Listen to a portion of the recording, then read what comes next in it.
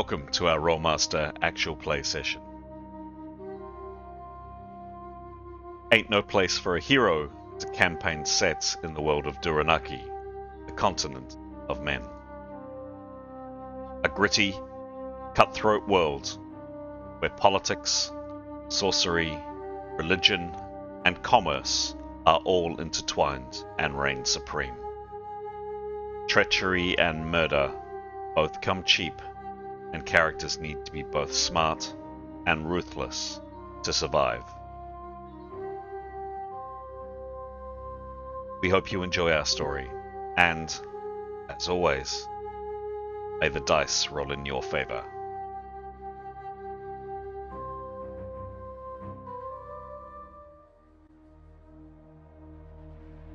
This is episode 175 of Ain't No Place for a Hero.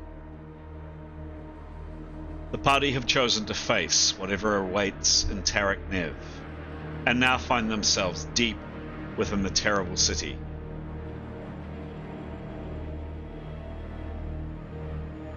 We rejoin our heroes as it appears that the bitter fight with the minions of the party's mortal enemies is almost won. But anything can yet happen. Good evening.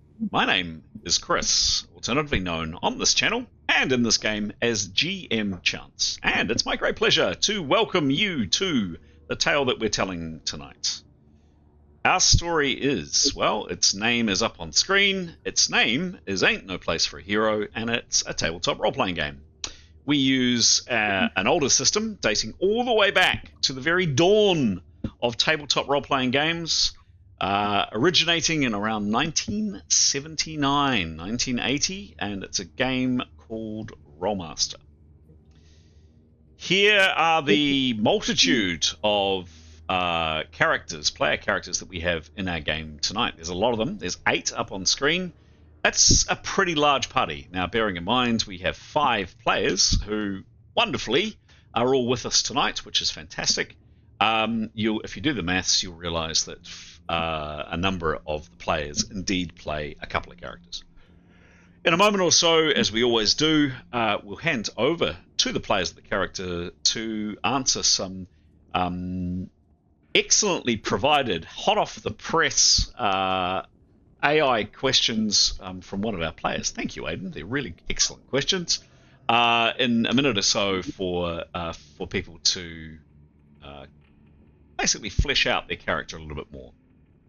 Before we do, what I do every single time is to say a very sincere thanks to all of the people that follow us online and take an interest in the stories that we tell and make comments or are interested in the rules or just whatever. We really do appreciate it. I guess the message to those that perhaps have maybe stumbled on us for the first time, or maybe you've seen a couple of these and you're enjoying what you're watching or listening to, if you're listening to this via podcast, is we really would appreciate either a like or even better, subscribe down below.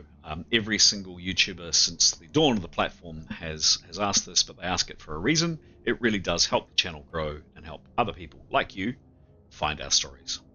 Thanks very much.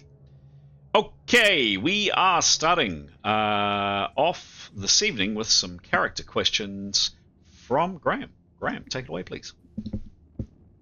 I'll answer some from Etienne tonight, I think. Well, one anyway, and I'll accept the challenge of the strangest thing your character's ever tried to flirt with, successfully or not. What the most memorable one is the strange woman from we met in the in-between, who seemed perfectly nice, and then we kind of became clear that she was from another time, so that's quite strange, and possibly another dimension. But then it became abundantly clear that she was also pretty much a Nazi, so that was less fun.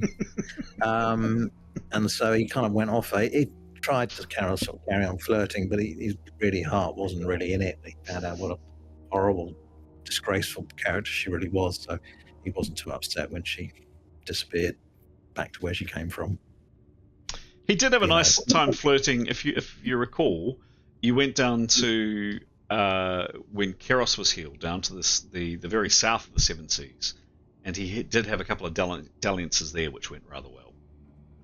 Oh, you're not. They were run of the mill though, really. Right.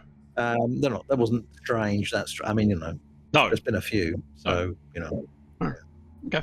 But yes, all that's all on hold, really. I mean, been a bit of a dry patch. I wouldn't recommend Demonic Cities to anyone, really. With that in mind, let's go over to Alex. Etienne does have a lot of love to give. He does. Hello. Hello. Bear with me while I go to my phone. Now, there's so many questions, and they're all so good. There's some pretty cool magic ones from the GM. Unique or rare magical energy source your character has encountered. Well, herself, obviously. I think everyone would agree with that. But I do like, how does your character respond when their carefully made plans fall apart? Thank you, Aidan. Garrus has no plans. Not a lot going on up there. She just points and shoots. She's trying to be more focused and present, but really appreciates the team sort of supporting and guiding her. She's still learning her magic and I guess the strategy of it. Yeah, I mean, I don't know how long in game time we've been playing. Like, is it like a month or something? 8 months. Oh, okay. So, like, not a clue, which is very endearing for her and me, I'm sure. So, still learning, came in as a novice. So, plans and power and trying to think strategically is a work on for her. Yeah. Excellent. So, no plans, just powerful hands. She has absolutely, her hands have made a huge difference to the game. Over the last few episodes, she's done some excellent zapping. So empty-headed or not, her hands certainly are useful. Cute. Can we please hear from Aidan? Thanks, Alex. I will answer some questions for my characters today, and the first one is for Gray, who is up on screen. The question I'm going to answer for him, which one should I do?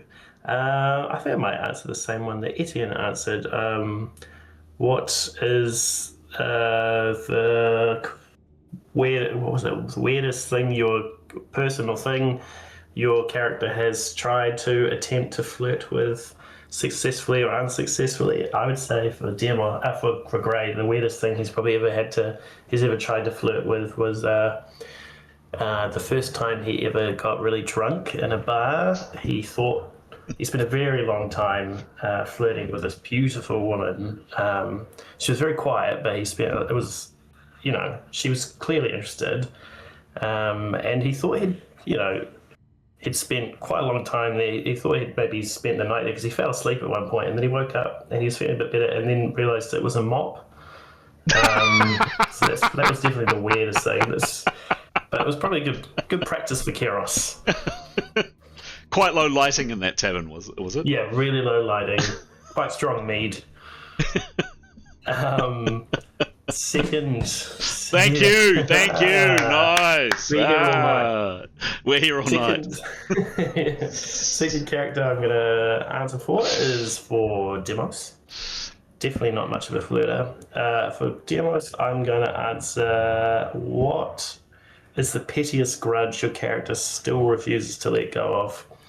Demos just really doesn't like anybody with better legs than he has, and he just doesn't like it. If there's an enemy on the battlefield that has good long legs, that's who he wants to stab.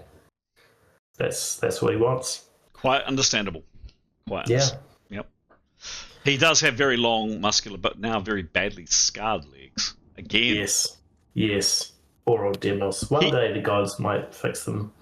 You guys have had really bad luck with both legs and arms and hands in this game. Well, all appendages really for Demos. It's true. It's true. Really. I mean, basically just all your bodies, really. Yeah. Okay, who would you like to hear from? Please? I'd love to hear from Giles.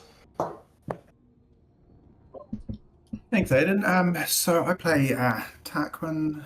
He is a young, struggling half-elf, might be the best way of describing it. And I'm going to kind of answer a couple of questions that link together. I like these questions, by the way. Thank you, Aidan. So how does your character cope with the knowledge that their actions may shape the fate of others? I think originally he would have answered that with a, I don't care, or that is their purpose, or words to that effect. However, over time, he is coping with that knowledge less and less well, and possibly thinking things through, which leads to the question, what is the greatest sacrifice your character has made that others may never fully understand? And I think the answer to that question is in development. So I'm curious to see what the next couple of games bring. Dun, dun, dun, dun. And with that, we might hand over to you, Pete. Cool. Thank you very much. Very interesting. I'm Pete. I'll be playing two characters tonight, first of which is Leif. The question for Leif is, what completely useless skill is your character unreasonably proud of? He's a pretty good-natured guy. He does actually, and on his character sheet, he does have a skill in tactics. Small unit tactics. He's got a plus 18 in that. And so, he's never ever used it. It's never sort of come up because we don't tend to request that we make a tactics roll, but it's because he used to work in bars and as a bit of a bouncer and stuff where he came from, and he talked to the soldiers, and he talked to the soldiers enough that he started to get feel like he was getting real feel for military maneuvers and that sort of thing, and so is always happy to chip in with his well-earned knowledge. It probably irritates people because it's probably obvious. It's probably offering obvious feedback, so it's probably useless from that perspective, but he does it good-naturedly, so hopefully no one's too offended. And the second character I'll be playing is Mithan, and there's one perfectly here for her. What's the most embarrassing nickname, or I don't know if it's embarrassing, your character has tried and failed to shake? 20 years ago, she was in another adventuring party, and Mithan does have this sort of fascination for elves. And so, because she had a good experience with elves when she was younger. And one of the members of this party is the closest that she's ever had come to shaking that belief in elves as being sort of, special. His name was Sangar, and he was half elf or full elf barbarian. And he lived up to the word barbarian. He was just uncouth and basic. And his nickname, he was also quite large. Mithan is very tall.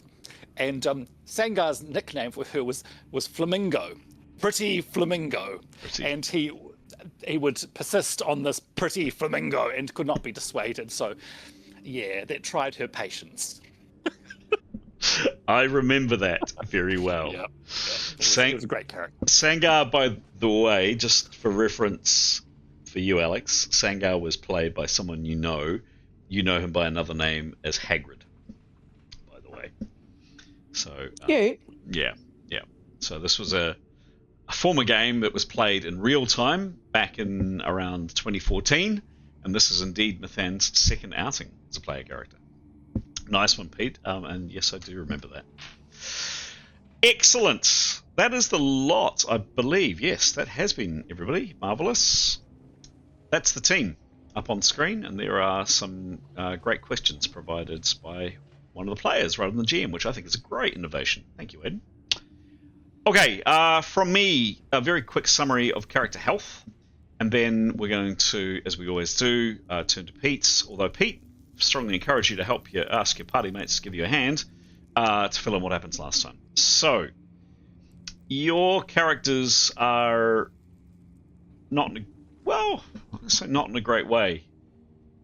A number have injuries, but actually your hit points aren't too bad. So Leif, you are on 140 out of your normal 147 hits. You are unfortunately operating at negative 50 due to feeling absolutely god-awful after waking from a very, very strange state. You were breathing, but your heart wasn't beating. Some of the other characters have also been afflicted by this very, very unsavory situation. Hang on, I'm just shutting something down on my computer. There we go. Keros is on full hits. She's on 40 She's on 41 hits, and I thought I switched that sound effect down, but I obviously didn't. I need to do that. There we go. Keros is on 41 hits. She is also suffering a negative 50 due to a slash in the leg from some horrible creatures you encountered a number of sessions ago, and it really hurts. Everything she does, every move she makes, every breath she takes, she's got negative 50 on her. Same as Leif. Mithan is on 159 out of her normal 179. Mithan is unfortunately bleeding at 4 hits a round. She has negative 37 to everything she does. It was negative 12, and then she unfortunately got hit with a sword, which isn't nice. She's also stunned, no parry. She can't do anything for 3 rounds. She's bleeding heavily from a side wound, very heavily from a side wound. Demos is on 88, beg my pardon, 88 out of his normal 132 hits. He's on negative 40, again due to some horrible creature slashing at his legs as well. There's a kind of a theme here. Etienne is on 80 hits out of his normal 136. Etienne is also bleeding at 1 hit per round. He has a negative 25 to every single action he does, and he must parry next round. No, that's now gone. That's now gone. Hang on, that's now gone. Sorry, that's... Bleeding? Yep. Yes. Yes, you were bleeding at one hit a round from that stroke you took, definitely. Tarquin is uninjured on 59 hits. All square, 59. Any questions, comments, anything that's not clear about any of that? Yeah, I thought that Mithan had 2 rounds of stun no parry left because she got hit and then it was her turn that round. Okay, cool. It's sometimes the software doesn't pick up such things. Cool. I'll give her 2 rounds. Any changes? Anything that's not clear on any of that? Nope. Okay, great. Thank you, Pete. Floor's yours. I will attempt to assist with the map. Hang on. Just bring it down. Yep, and go for it, Pete. Please give us a précis of what happened last time. So we're in the midst of a battle in Tarik Nev. We're in the palace. We're fighting the TPP. Our nemesis, Irini Chonta, and Torvash Ganali, or Professor Arnswick. Grrr. Last session started with a hiss and a roar because something smashed through the ceiling. Smashed through the ceiling just over the stairwell there, and filled the area we're in and a lot further with some yellow roiling smoke, which sort of had an effect on us that we were at for that round. It had dissipated after this one round, but for that round we were at 50% action, all of us. And we all needed to make a channeling resistance roll, and that seemed to that had some interesting effects. I assume it was related to some of us. I think most of the party had black and white tendrils. I think it was coming out of their mouths. I think it was, and sort of surrounding them. I believe that. Yeah, I think Leif was the only one that resisted that. I think, and I'm not sure if Tarquin had them as well. Our characters have not shared any results of that, I believe. I kept meaning to. I kept meaning for Mithan to call out what had happened, but we haven't actually, I believe. Nope. Correct me if I'm wrong, anyone. Sort of said anything due to the result of that, and perhaps we're just still a bit reeling from visions as well. That's what Mithan had. Who knows what other characters had. But so we had in that first round, we were all sort of at 50% activity. Let me see. I think in the second round, then people were getting to their feet. Torvash Ganali was getting to their feet. The Shriekers attacked people, I believe, and people parried. That's right. And Keros, attacked Torvash Ganali again and did more damage to her. She really has been been dealing out the damage. And then, yes, I'll take you up on the offer, Chris, because whilst the attack's going on, we'll pass it over to Giles, please, to explain what happened next when there was suddenly darkness. So please explain the thinking that was behind that. Well, I mean, the facts of the matter speak for themselves, don't they? Tucker might have slightly, anxious trigger fingers when it comes to casting spells, and clearly the one he's used maybe with the most effect, certainly to good effect in this room, has been darkness. And like many 22-year-olds, sometimes opens his mouth and stuff just comes out. In this particular case, a spell, darkness, which threw everything into darkness, as happens with the darkness spell, at which point no one could see anything. Well, no one could see anything until maybe, Alex, you want to carry on the story at this point. No. Carry on. Please don't. Her light spell. Oh, yeah, please don't ask me to recall specific details and I can't events. remember the name of the spell, but it created a ball of light. Light 5. Thank you. Which put everything back into the light, except for poor Etienne, who remains in the darkness. He does. And that is about where we're up to. That's just about where we're up to. Just a couple more things I'd add. Best of all, Torvash Kanali in the darkness collapsed, so she must have been out of hits or something, who knows, but our torturer from the ship is on the ground. Yay. Sorry to throw you that ball there, Giles, but thank you. Yes, so we've got one foe left, and it's the sword. Oh no, we had 2 foes. Had the sword guy in the back corner, and then there was also a shrieker, which I believe had attacked Mithan the following round. The sword guy got his ear chopped off by Leif. And I think Etienne found his way to a wall in the darkness and moved up, so now he can peer. He's sort of seeing into the where the rest of us are. And then Kiros kills that shrieker. That was the one that attacked Mithan. I believe that's yes. As you say, Giles, pretty much where we're up to. Any more? Anyone? Yeah. I think Etienne had made it clear that by shouting that our arch foe, the Mistress Lady in White, is invisible. So she's around and invisible. What's her name again, Graham?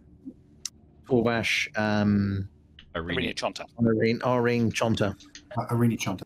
Irene Carr. I can't remember. Yep. Cool. Excellent. Anything? I've got a couple of points as well, but anything else from anybody? Any points of clarification?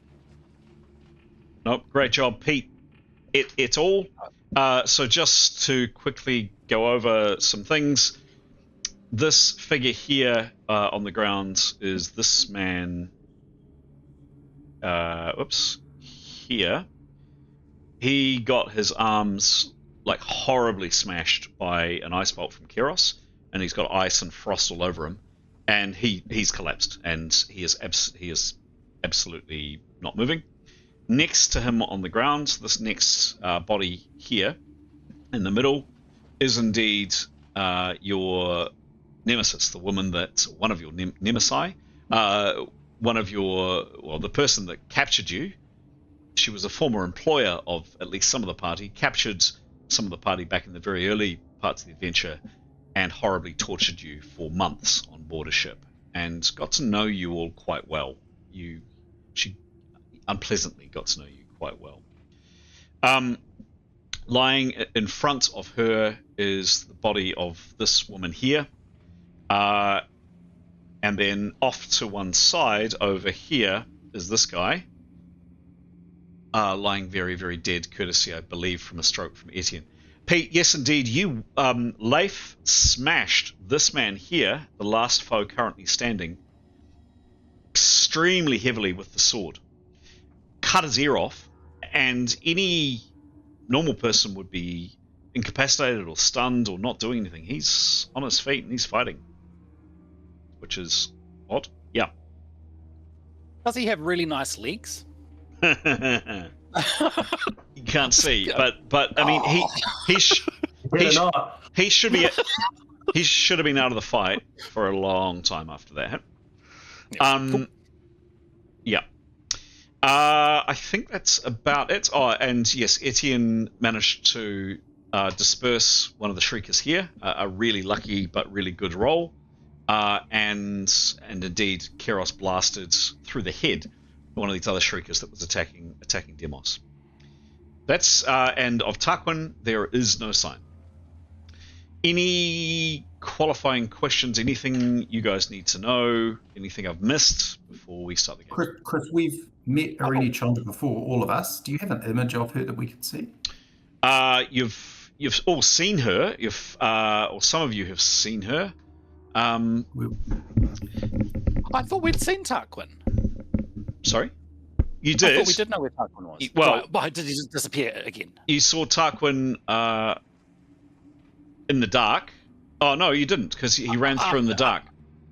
Then after the dark and the light, I thought he was standing yes, he did. below Keros. Yes, he did. Yeah. And then he went around the corner, and he is into the darkness. Etienne is on the edge of the darkness. So that is... oh, yes. Hang on. Here, we're going to do this, just to show you. Thought this might be helpful. One sec. Go to there. Just to give you a sense of how large this circle of... I mean, this is a very potent spell, Charles. So, if I bring on the camera now, in a second...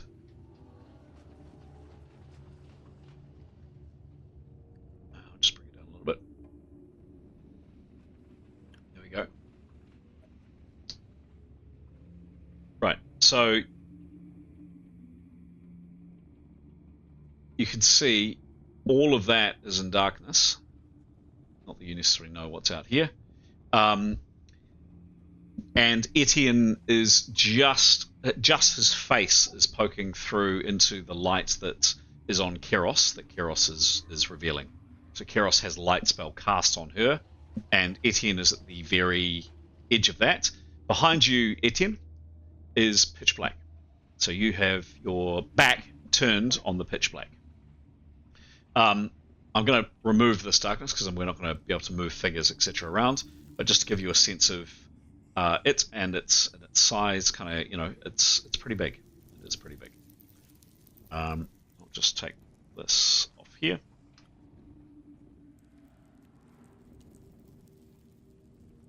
All right. Any last questions before we kick off? Oh, we are going to go into rounds.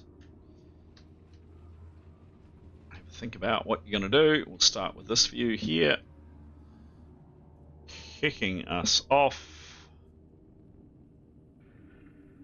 with some intro music. Oh, just switch this down a smidge. There we go. Just into the horror of Tarek Nev. Right, if you're as keen as I am to see what happens, let's start the game.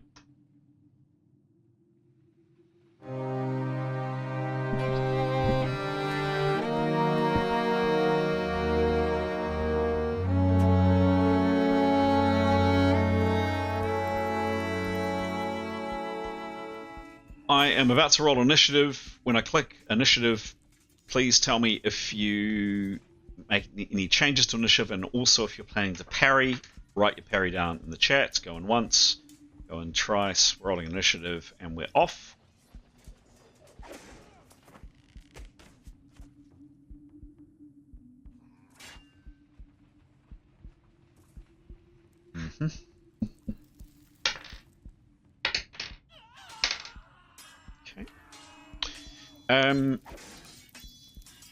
Tarquin, can you give me a master roll, please?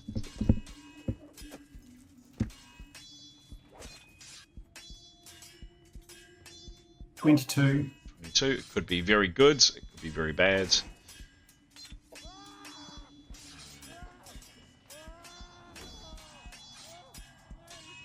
Okay.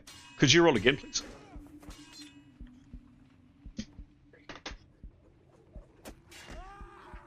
Don't put it in. 64. 64. Okay, cool. And what is your perception, please? 105.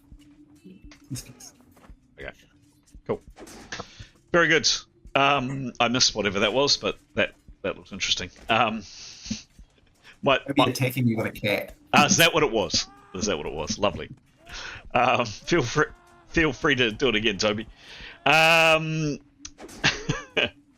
Thank you for that, Tarquin.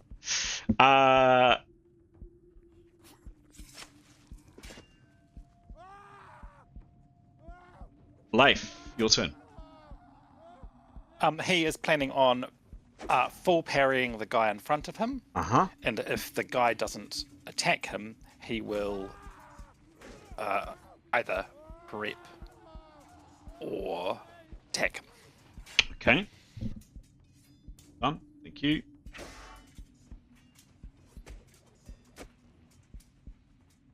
Tarquin. Can you remind me exactly? So Tarquin has seen this in the lineup. Maybe if you look down, it's a bit easier. The lineup of people in the corridor. We need to jump on a phone, Giles. Give me a call. I can see.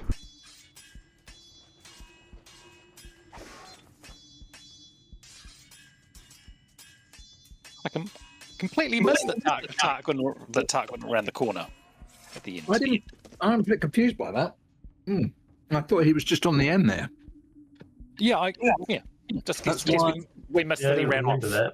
Yeah. That's why I didn't run straight up. That's why I stopped, because he was there. No, I think he.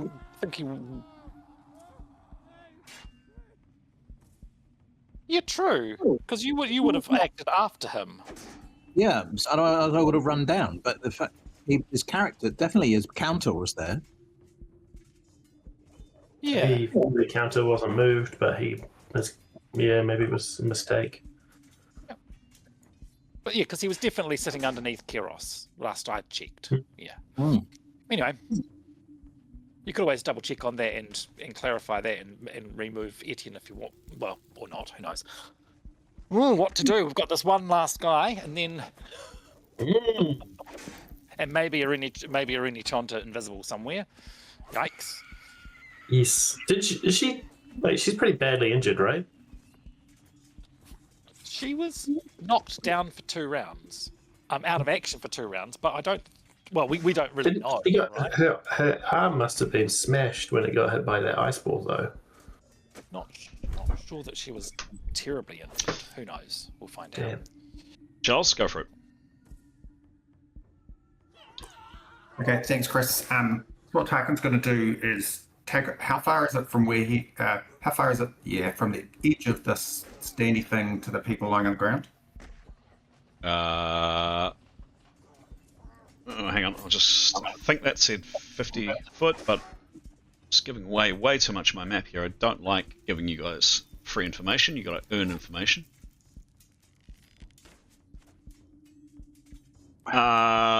It's 58 feet. Okay, so he's going to move 15 feet, 53 feet, 54 feet, so not quite in range. And he's going to, and the guy at the very front has got no arms anyway. And he's going to use his other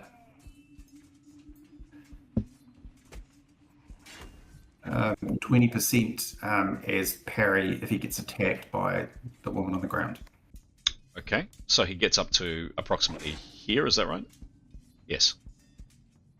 He will be about 3 feet away from the dude with no arm. That really what makes me want to start cracking Monty Python jokes. It is a role-playing game. Cracking Monty Python jokes is almost compulsory. So, feel free. Have at you. For those looking, Tarquin is suddenly into view, and you all see Tarquin here. sword in his sword hand, dagger in his other hand, just so you both know. Okay, cool. Okay, that's your action, Tarquin. You've other than speaking, if you wanted to. Nope, all good. Cool. All right, moving on. Next, the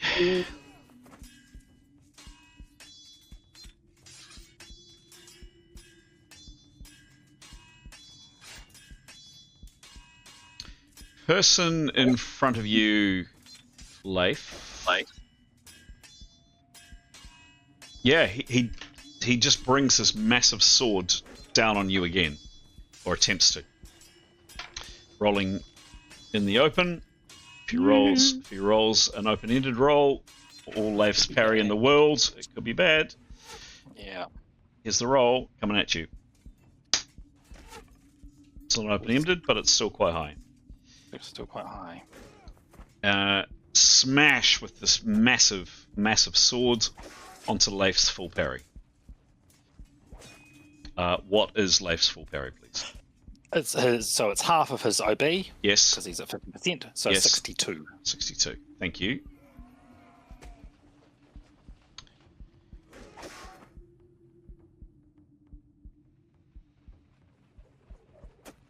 Out of interest. Even with a DB and a parry, sorry, a DB and a shield, which he has, correct? He does, yeah. Yeah. That parry saved him. Oh. He blocks it and turns it aside. This guy is good with this big sword. Yeah. Next is Keros.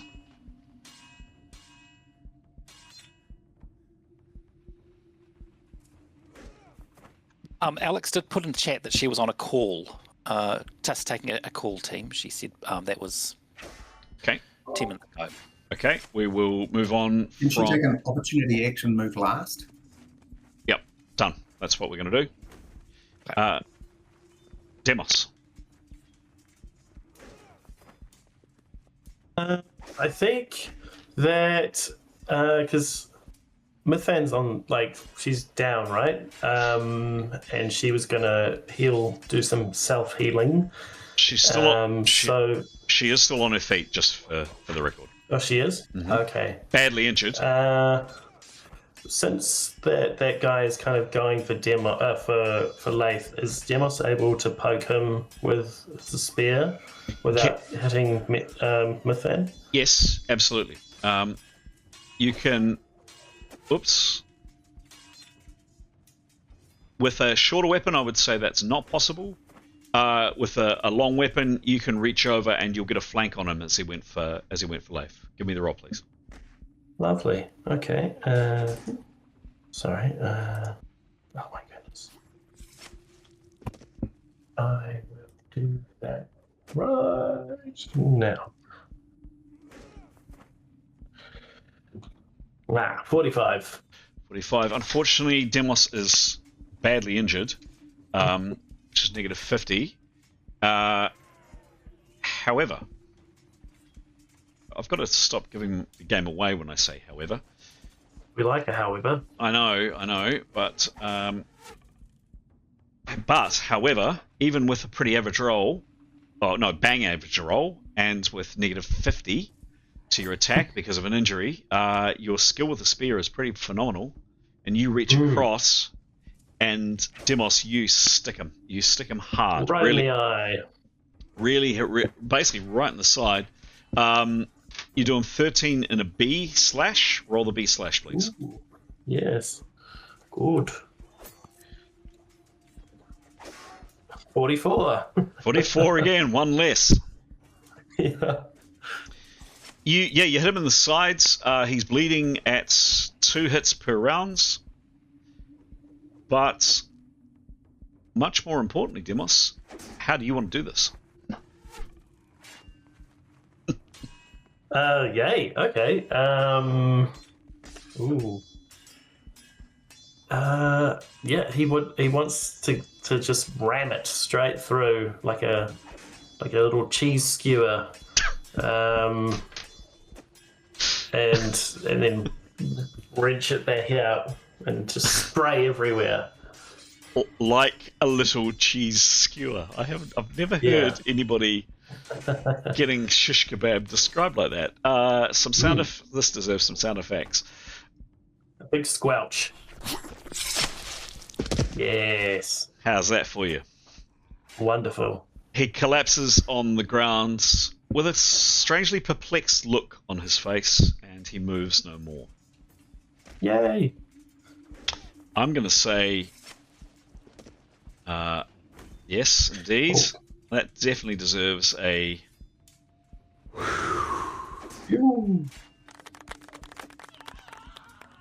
Nice work. Phew. And with that, the GM, we are going to play out the rounds just for fun, but the GM is going to... Oh, what level was he? Yeah, what level was he? Good question. Very good question. He was level 9. He was not to be trifled with. But at this moment, with no immediate foes apparent, GM switches the battle music off. We will go through the rest of the rounds, though. I just want to hear what people do. Mithan, what are you doing, please? So Mithan's still got her. She's still stunned, no parry. Yes. She will move slightly. She'll move to the middle of the stairs. She can take a couple of steps that way. So if Demos wants to get around the corner, he can. If he needs access, because she's blocking it at the moment. Yep. She will give Demos a hearty nod and a look of relief and say thank you. She will, still holding her side. She'll say, "Someone should stick Ganali." Mm-hmm. She'll say, Chonta's still around, invisible, and she'll say, and she'll look at Tarquin and give him a quizzical look and say, everything okay with you, Tarquin?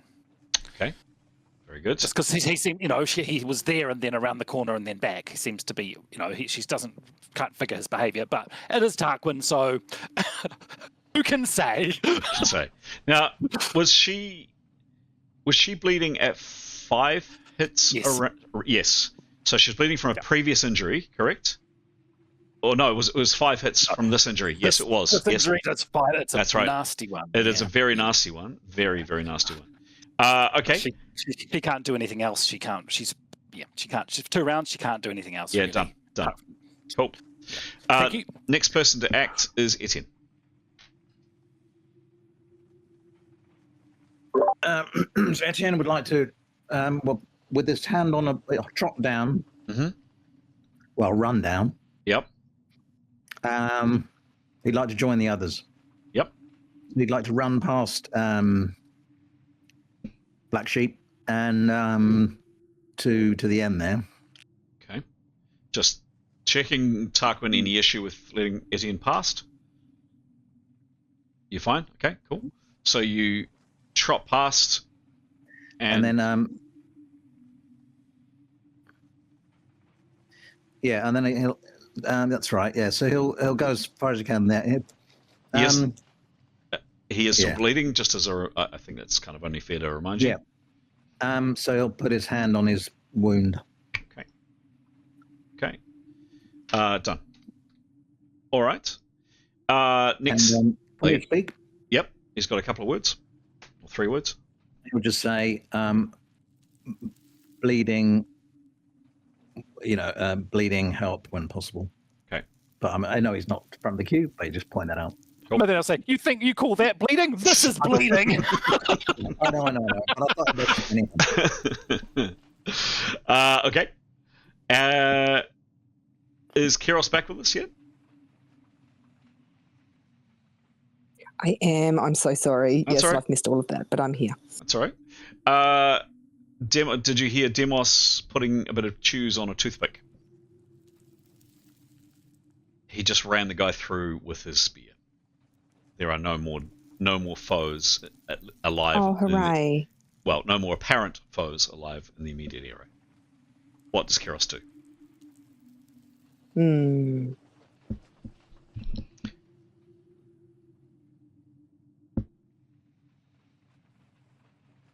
She's going to stay flying, Okay. and we're not in battle anymore. We're out of rounds. Are we? I'd ask everybody to give their action this round, and then I'll go to. Oh God, is that my internet now going?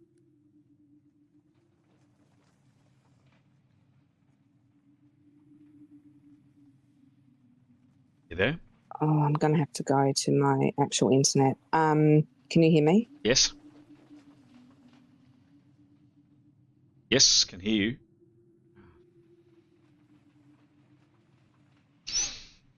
Okay. We are going to just technology, right? Just anyway. Okay. We're going to go to what I usually do to kind of. I'm going to go around. Hooray! Maybe Alex is back. We're gonna. Yeah. Okay. We are going to come out of rounds, and we're going to go into. Tell me what you're doing. Call it in the next 5 minutes, and then I want to get a theme of what people are doing, and then we'll make any dice rolls, and I'll kind of narrate what's happened as that goes along. So let's start with who I can see on screen. 1 point to, or 2 points to note. Etienne's spell, his inspirations, I think is nearly gone or will be gone very soon. 4 more rounds, thanks Pete.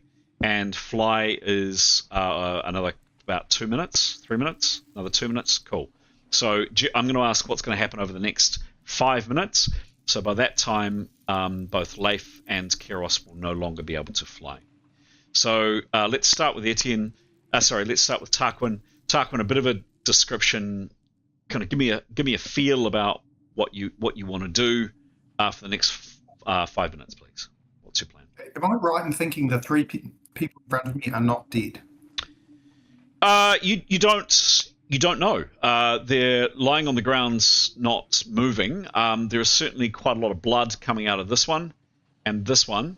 Chonta has been shot twice by Keros, so she's covered in ice, even in the warm, moist, sticky, disgusting air. None of those three are moving. That's fine. So what Tarquin wants to first do is make sure he's well and truly stuck the person in front of him, dead. Yep. And he wants to move on to Chonta and do the same thing. And once he's pretty certain that she's dead, move on to the last one and do the same thing. He wants to bring some violence, blood and all. Sure. Cool. Okay. Excellent. So going down the line, Keros's plans for the next 5 minutes, noting that she will run out of fly in 2 minutes. Okay, sorry, and my internet's now playing up as well, so I'll just switch to my 5G if I need to. So I didn't hear any of that. So Keros would like other people to make sure everyone's dead.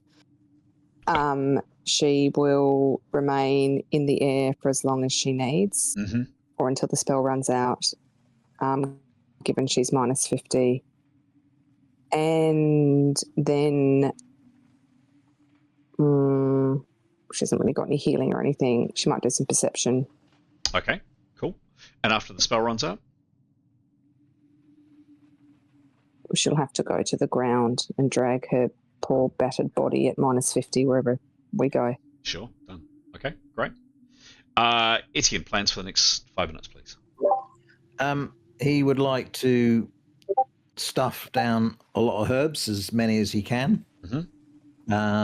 And keep his hand on his wound, and hopefully at some point receive some, if that's able, and when Mithan's better, can receive some healing. While that's going on, he will continue to perceive at the end of the room. He knows that there's a person invisible around, so he'll be looking for signs of movement and generally staying as alert as possible for him to be. Okay. Great. Great. Leif, please. Leif will be very much keen to see Tarquin's work. I think Etienne's between him but he'll be very keen to see Torvash Kanali, her brain destroyed is what he wants, so that no regenerate can bring her brain back. He will help with making sure the guy on the end is dead. He would offer to Kiros, because Leif has still got 50 power points and he's not using them in the same way Kiros is. So he would offer to renew Kiros's fly spell and renew his fly spell with adequate prep when needed. He'll want to continue to do perception, and he is quite keen to drag to get sort of out of sight. If we all move to where the dead person, to the right, if everyone is okay with moving there, just a bit more out of sight, a bit more defensible perhaps, but quite keen to drag Torvash Kanali's body there, and is wanting to have a wee look and see what's on that body if possible, given the narrow space. Yeah, sure. Great. Demos.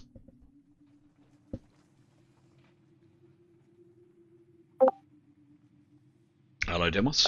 Demos is keen to see if anybody has any ability to give him a little bit of help on his legs, his little sort of legs. That would be great.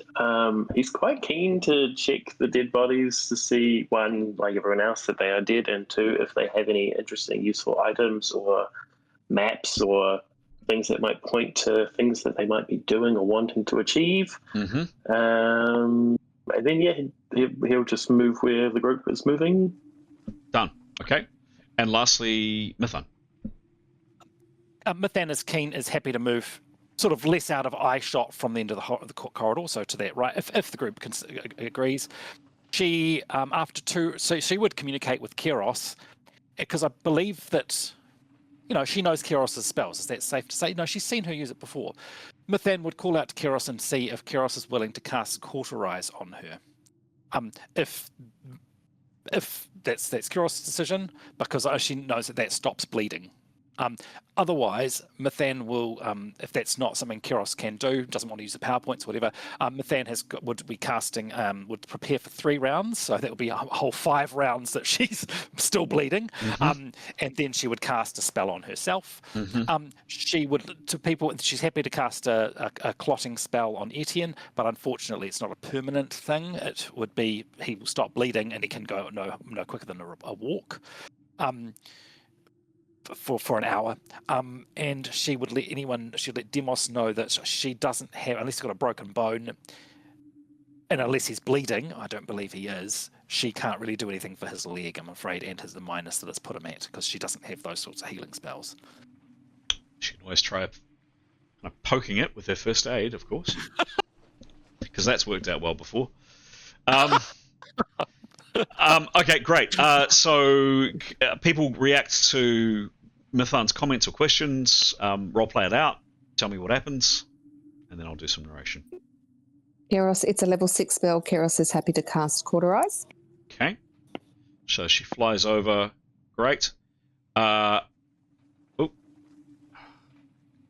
Daisy. Or Kiros. Or Kiros. So she flies over straight away. So that's 3 rounds more of lacquer hits. Mithan, I'm calling that. So minus another 12 for Mithan. So you're all doing these activities simultaneously. We'll go through the dice rolls in terms of what we need to do, as we usually do, and then I'll pop some narration in as we go. So Mithan, you lose another 12 hits. While Kiros is coming over, and also during the rounds that you were moving. You're on 147. Kiros, you're next to Mithan. Give me a dice roll, please.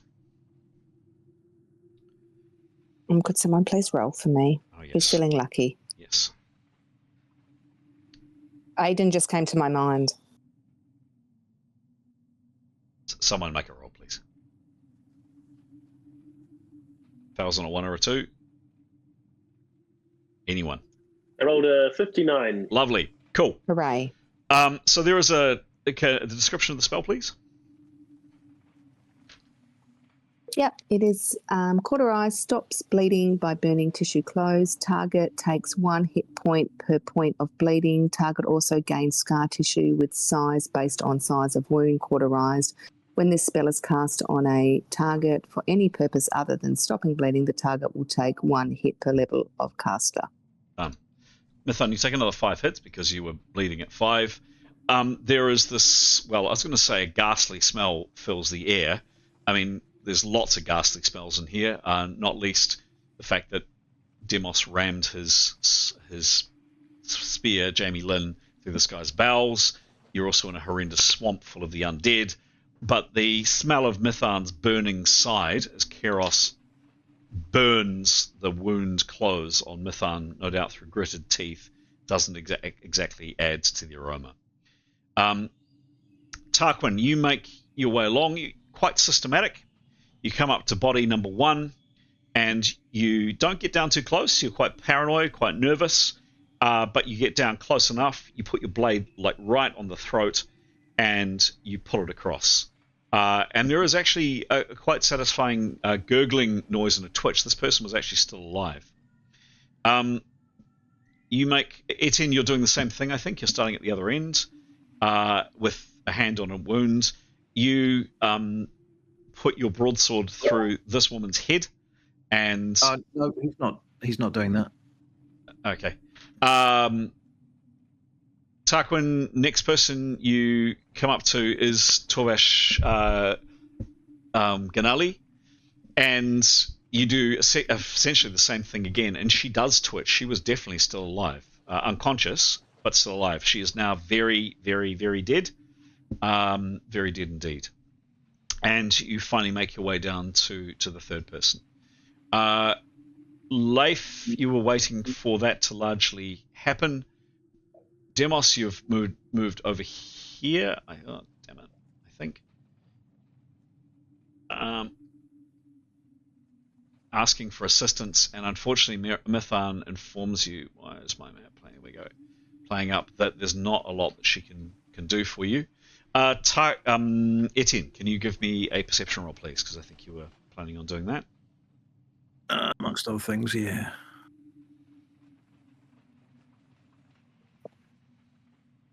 Uh, 23 plus something paltry. 38. Cool. So you are peering, of course, back down this way. You see in front of you just a wall of blackness about here. Mm-hmm. Nothing else further on. You don't see or hear anything else. Remind me again, Etienne. What else were you doing? So he'd like to munch on. Oh yes, he's gonna yes. And if he's got time, he'll do some casting as well. I mean, you got 5 minutes. That's ample time. Okay. So yep, yep. What are his hits at the moment? His hits currently are. You've put your hand on your injury. You are on 80 hits out of 136. All right. Well, he'd like to. He's got 10 herbal remedies. Mm-hmm. And I think he'd like to munch on quite a lot of those. You tell me how many. See how he goes. Well, he'll start with 5 and see how I go and go from there. Great. Give me a roll for 5d10, I believe. And this is it Draff or Akbaje? It's munch. It's Akbaje. But it's just a. You don't need to prepare it, Pete. Is that right? No. How do you do times? Exclamation mark. 5d10. D100. Yeah, 5d10.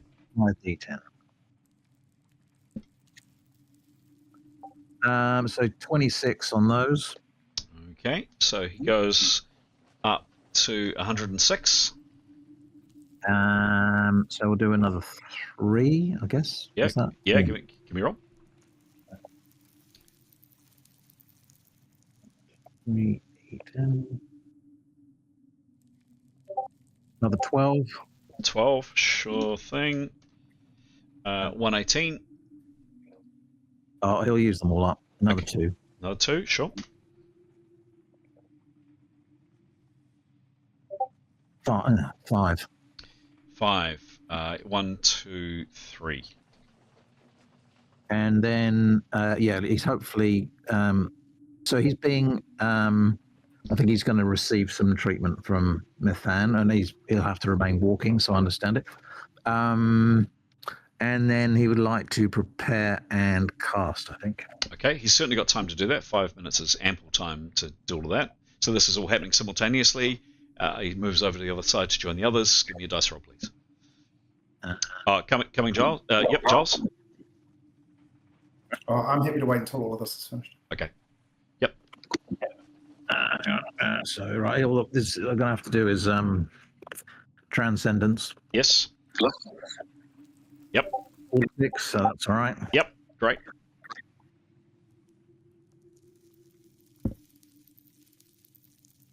Okay.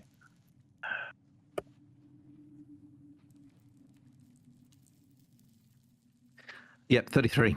33. Success, and you had ample time to prepare. Yep. What happens? What's the spell?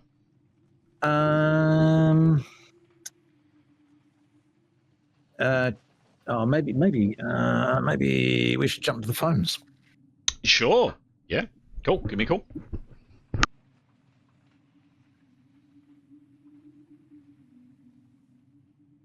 So relieved to be out of that combat. Well done, team. Well done. Everyone's dead. Well, we still think Jonta's around, invisible, but Ganali is dead. Yes! And it's so funny that it's Tarquin who actually killed her. You know, Mithan and Leif and Kiros could have all been contenders or wanting to, but you know. I hate 22-year-olds. Well, but he was just closest. Needed to be done. So such a relief. Surely Leif's going to cut her head off for further examination. To just pulp her brain. There are spells that can bring organs back, and he just does not want that woman. Yeah. You know, he's not a vengeful person, but he'll make an exception somewhat for her. You know, months of torture. I mean, yeah. And just to be vengefulness is the flip side of the coin of desire, isn't it? Not necessarily. It is. Yeah. No. Very, very, very pleased to get that. Oh my goodness. Right. So we've got one more to take care of. Or we'll come up with a plan of what we want to, how we think, what we think she's done. Yeah, all the shriekers are now gone, aren't they? Yeah. That's and I guess the only possibility is that big fucking teddy bear might come back. Yeah. And we have to go and find Nathanal, and we have to go and find Grey, don't we? I mean, we're kind of stuck. Is there anyone who's actually... Tarquin's the only one who's not at a minus. This is so weird. I need to be the only one at a minus. Well, he was so far down for so long, wasn't he? Jeez, it was after that beating he had, that freaking one kicking, one good kick, and he was down for ages. Yeah. No, we are in pretty sorry shape. Well, the other thing to wonder about is there somewhere to sleep? How long have we been going for? Yeah. Some sleep would be amazing. Because we could all sneak down to the end, couldn't we? There's that room with no entries. I mean, do you mean where we are now? Yeah. Put an ice wall across it? No, because then we can't remove the ice wall. We have to wait for it to melt. Oh, we could chip it, but yeah, no, I hadn't thought about that. I'm just trying to think. I've got a plan. Oh, it might not work. Yeah. It's particularly grisly, so I have to tell it to you in game. It's particularly grisly. But I do think we need to decide what we want to do about. I mean, she's still around. She's still around. She didn't die, so she's either invisible or she teleported somewhere. So Leif will be wanting to find out if Tarquin knows anymore, because with the See in the Dark spell, he might have seen her appear. So that we'll do that again in game. But just so you know. Yeah. There's a bunch of stuff to do in game. Yeah. I don't know how Chris is going to do this. Is he going to edit these little chit chats out when it's on the phone, just to make the game flow a bit more smoothly? So let's hope so. I must confess, I don't really watch them when they go up very often. Sometimes I pop in and watch bits and bobs, but I just can't. I don't like hearing my own voice. I don't think there's anything wrong with my voice, particularly. I always think I'm my younger brother. Oh, really? Very weird. Lovely. Thank you. Very good. So, Etienne, you do all that. Marvellous. Leif. So, hang on. Leif. Leif was doing three things. Doing perception roll. That's right. Doing fly spells if required. Well, if Kiros wanted them, and he definitely wants to renew his fly spell. Don't think And he was wanting to drag Ganali's body and search her. Okay, great. But round the corner. So perception roll to begin with, please. For what it's worth. He rolled an 11. Could be incredible. What's his bonus, please? Oh, okay. Yep. Plus 68, and he's at negative 50. Thank you very much for your honesty. Okay, you don't see or hear anything untowards. You said you wanted to cast a fly spell. You want to do that now? Actually, one other thing. As he's hopefully working close to Tarquin, he will say to Tarquin, you can still see in the dark. Did you see... We think Chonta is around still. He'll be under his voice, aware that, any sign of her, please keep a watch into the dark. Cool. So he will do maximum prep for a fly spell on him and a fly spell on Kiros, if that's all right. Yeah, cool. Give me those 2 rolls. He's at negative 50, so he'll do the shouting and the waving. Yep. 35. 35. Thundering and the waving is plus 15. Minus 30. That spell goes off. Yo. And it's for 7 minutes, is that right? Hang on. No, sorry. 10 minutes. 37. 10 minutes. Yep, but just until we're... And 37 was... so the second spell went off as well. Great. Yeah. Okay, great. Cool. So, Kiros, you are now flying, should you choose. You don't have to fly. Please. Yes, the other thing is you... so we'll head back to Tarquin now. Tarquin, you just slaughter your last person. They didn't move. Leif has indicated he's keen to grab Chonta's body. You were wanting to do something as well, Tarquin. What happens? So the party has seen Tarquin in this move before. He'll be on his knee. He'll drop to his knees with his knife in his hand. He'll push the eyes out of each of these characters and cut them open. He wants blood to go everywhere. He will have heard Leif's question, and I guess he'd briefly look at him, and he'll probably be looking slightly crazed, and he'd say, I haven't seen her anywhere. Okay. I have something to tell you, but I can't tell you here. Okay. And continue with his system. He's not so interested in what they have, he just wants to cut them up. So you get busy with your knife, and there is, unless anybody stops Tarquin, there is a lot of blood. Leif would want to stop him doing that to Torvash Ganali until he's finished with her himself. Okay.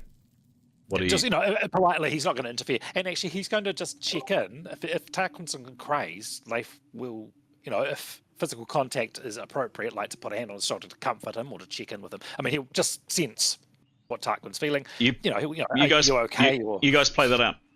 Yep. Oh, so if Tarquin's crazed and he's sort of kneeling down in front of Leif, doing his bloody work to the first person, Leif will be like concerned, genuinely concerned, and just saying, what's the story? Are you all right? I mean, Tarquin is actually poking out the eyes, by the way. And have we seen this? We have seen him do this before. He did this in Landana. He'd push out the eyes, push in the eyes of the first person, and he'd get his knife, cut him open, belly to tummy button. Yeah. So certainly, I think Gray has seen this before, by the way. That was the fight with the ruffians and so Gray has seen this before.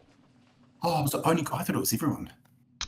No. My mistake. I apologise. Well, perhaps Gray might have. I don't know. Gray might have shared that with the rest of us. I mean. Anyway, play it out between the two. But he is famously chatty. True. Leif will just be saying to Tarquin, and will go to offer physical comfort if he's looking, if that's appropriate. Not sure.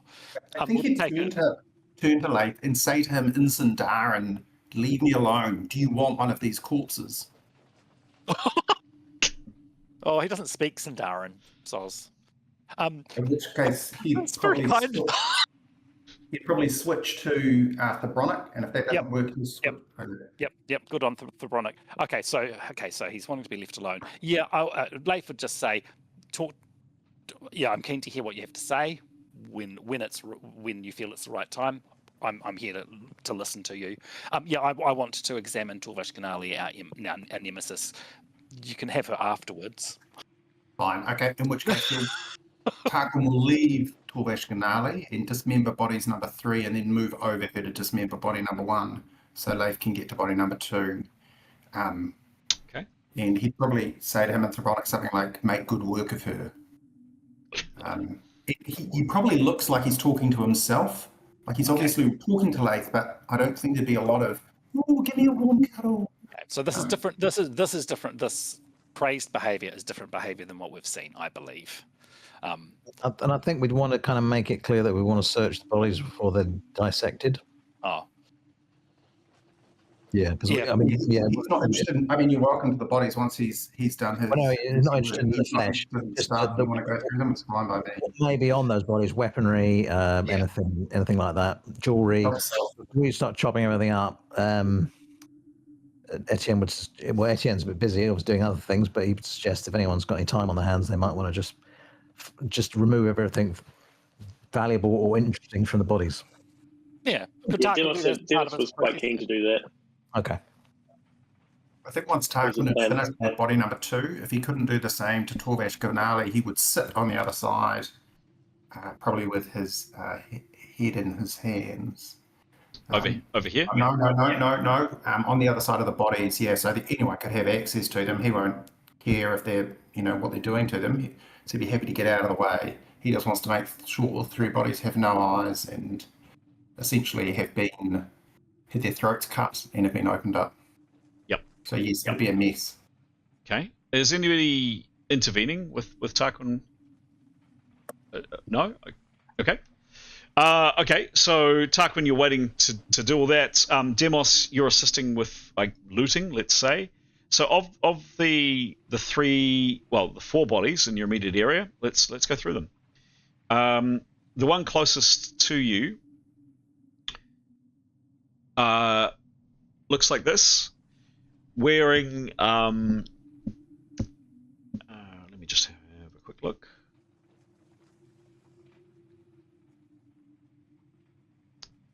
Yeah, wearing leather armor. All of these people, all of these people have suffered recently. They are thin. They are emaciated. They're filthy. They look actually a bit like you, looking around at each other. They haven't eaten very well. They, their faces even before death are haggard and worn, and they just look awful. They look like they've had a terrible experience. And actually looking at these bodies on the ground and then looking at your fellow companions, because none of you have seen a mirror for some time, you see very similar expressions and similar dispositions and views of your companions. They've suffered. They have not enjoyed their time in Taraknev. Their clothes are filthy and ragged. They are not in good shape. Their boots are covered in filth and grime.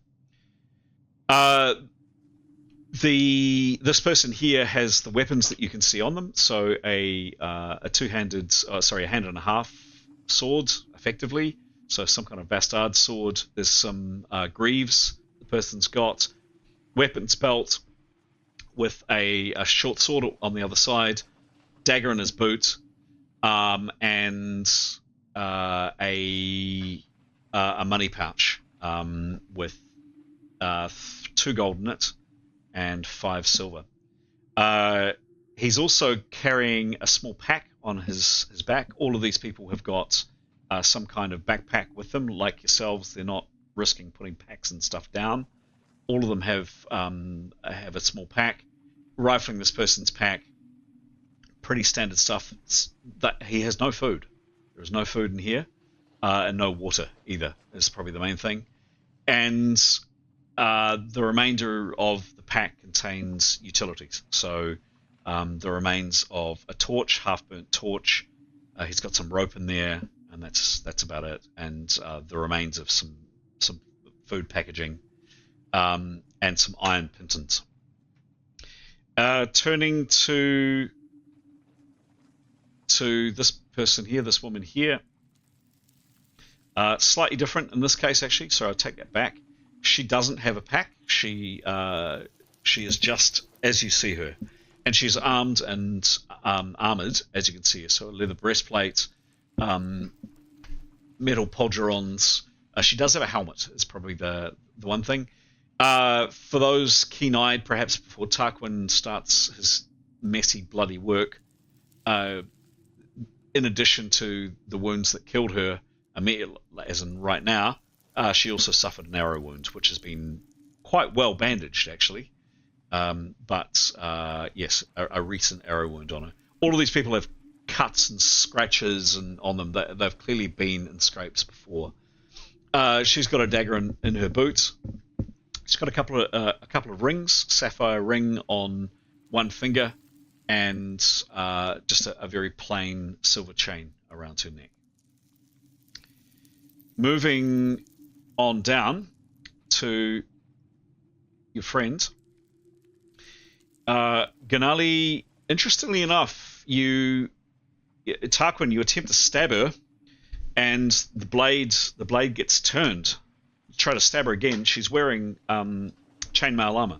She's got a very light, essentially top of chain, just almost like a t-shirt size chainmail. Certainly didn't do her any good in this fight. On her, she is armed with several weapons. Her short sword is by her side that she was using, quite well made, quite good looking quality short sword. She's also got 3 daggers. They appear to be throwing daggers, so they don't have a guard on them. They're just simply pieces of metal that you would chuck. And a dagger in her boot. She wears a pair of earrings, and she's got a silver necklace with it's just a little tab of silver. It's about that big, and it has a mark on it. It's just a simple cross like that. She also has a pack. There's a little bit more in her pack, but again, like yourself, she's clearly traveling light. There's an empty water bottle. There's the remains of some iron rations, just some crumbs, effectively. She does have the luxury of a small cooking pot, a flint and tinder. She has a couple of notebooks and some ink and some quills. And what else? One other thing. Second.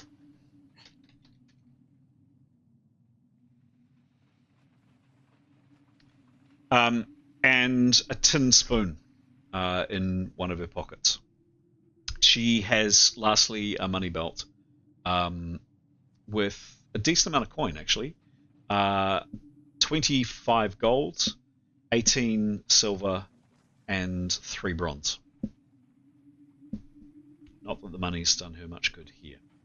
And then lastly, this guy here, that Keros broke his arms with. He's armed and armored, as you can see there. He's heavily armed, actually. He's got a very long dagger, almost like a short sword, on his right hip, as you can see. He's got a throwing axe, which has a loop in his belt to one side, and he has a very large sword that he never actually got to use over his back. He would have to kind of sling it off to use. You can't, by the way. It's pretty much impossible to draw a sword from your back, just as a quick aside. He is wearing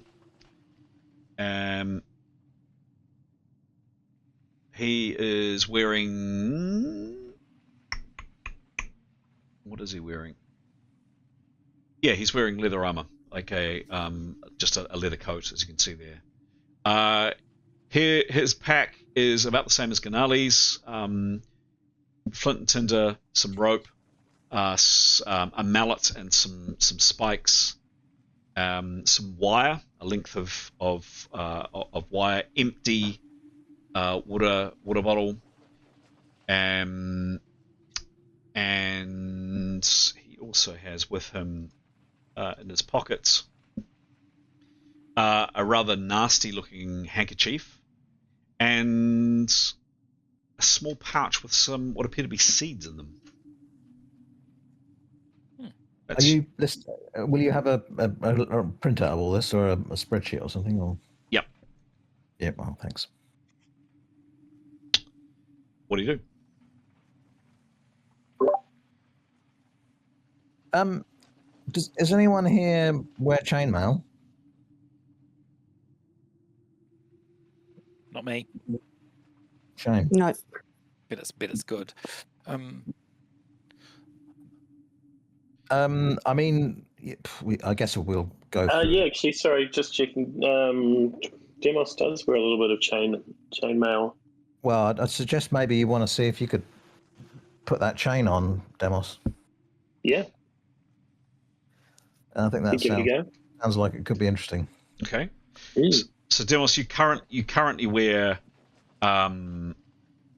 leather armor, but yeah, you can certainly change to chain. And now just checking, so that was looting. You've now all thoroughly looted. You've dragged Ganali's. Have you dragged Ganali's body over, or did you loot it? No. If loot it there, I mean, if it was for safety, but if Tarquin's on the end there, no, Okay. Leif wouldn't have bothered. So Leif moves over there.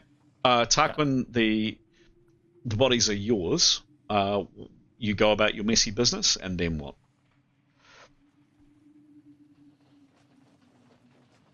You're on mute, Giles. Did we do the two-handed sword guy? Sorry. Yes. So I think what he'd then do is choose the lightest of the bodies, and he would go over to join the others. Lightest would be this woman here. Yep. I think actually what he'd do is go over to join the others. Okay, great. So when you come over there, Tarquin, can you please give me a channeling resistance roll?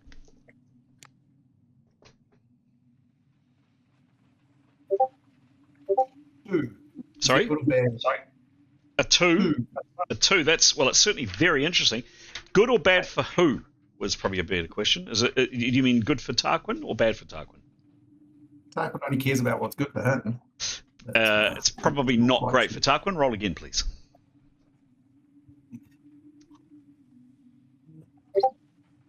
$66. 66. That is a failure, Tarquin. What happens? I didn't hear you. Sorry, Chris. What did you say? I said that was a failure. What happens? That was a failure for Tarquin's resistance. What happens? Tarquin. Hi. Etienne asks you a question. He says, Tarquin, can you explain to me fully why exactly the events of the last 10 minutes, why you led us up here into an ambush and then wandered off during combat and then cast darkness when you know we couldn't see? I'd be really interested to know why you did that, and please explain all your motivations. Okay. And the definition of the spell, please, Graham? Target will follow a simple suggested action that's not completely alien to him. You are compelled to do that, Tarquin. Follow a simple action. Answer a question. Answer the question, essentially. Okay, so I think he'd turn to Edian and say, you fool. I did not lead you into an ambush. You rushed in before I came back to give you the chance to tell you what was happening. You caught me. I had no choice. Then when Demos was attacked, I moved to the other side of the character to deflect his attack on us. Why do you think I did that? If not to try and protect the party, I think he'd push him. What are you implying? Pushes him. Okay. Then I hid. Then I was attacked by a yellow smoke. Sorry, time out. Tarquin pushes Etienne. Does Etienne react to that? Or does anybody else react to that? Okay. Okay. Tarquin, please continue. I think the question was the motivations.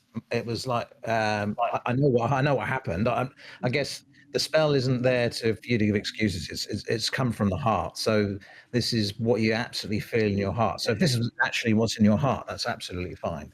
But it's not like we're having an argument. You're compelled to give me your motivation. Sure. Then I hid. Then I was attacked by yellow smoke. Were you? What compelled me? Fear. I am afraid.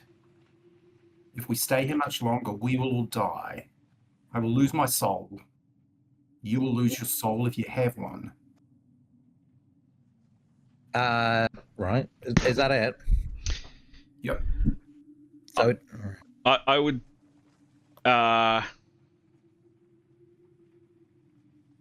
Definition of the spell again, please, Graham. One more time. target will follow a single suggested act that's not completely alien to them, i.e., suicide. Although the spell was used against us, and we actually ended up attacking each other. Correct. That's because just for the record, that was because the caster had convinced you that pacifying your companions was the best thing to do. So, Tarquin, you need to answer. The question was, what are your motivations? What was your motivation? So I noticed the spell requires me to act. I'm not acting. Mm-hmm. I know motivation can be an act, so I'm not actually sure this spell can be used here unless you choose to interpret it like that. And if you do, I've been asked about my motivation. My motivation is fear. Okay. All right. Got an answer. Got a question. Got an answer.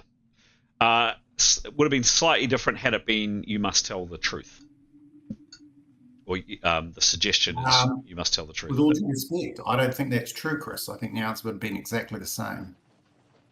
That's what I'm saying. Had it was a spell which said you must tell the truth, it wasn't a spell that said you must tell the truth. Okay, so that happens. Anything else?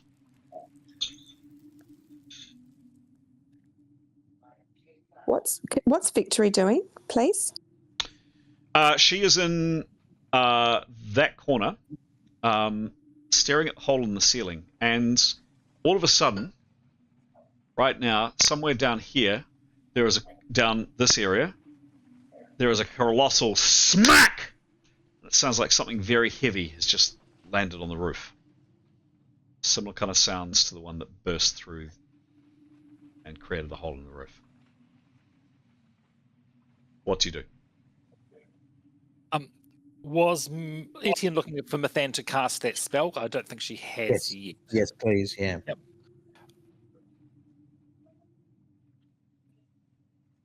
So she'll prepare fully. Mm-hmm. Yep, 53. So the spell is Clotting 1, allows cast to stop bleeding at the rate of 1 hit per round on one target. For 1 hour, the target can move at no more than a walking pace, or bleeding will resume at prior rate. Success. Etienne, you are no longer bleeding. Great. GM's just going to get a drink of water, give you guys a chance to have a think. I think we need to go and find Chonta. Yeah. Might be good to go and investigate that area now, whilst maybe the gassy, smoky stuff's that dissipated after one round. So it's going to take us more than one round to get to that area.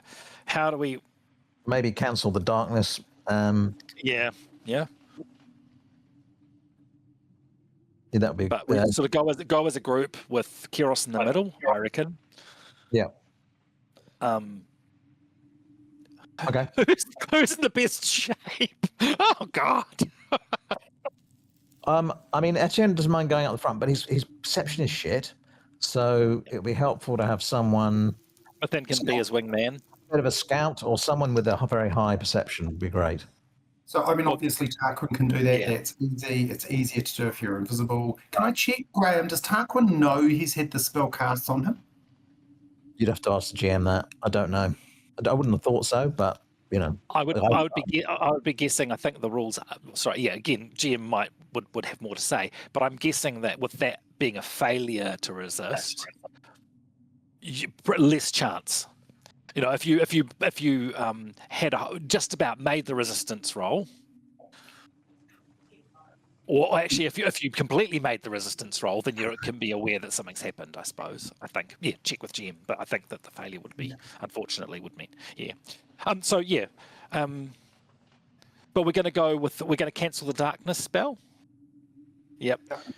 And if you wouldn't mind scouting out, that'd be great.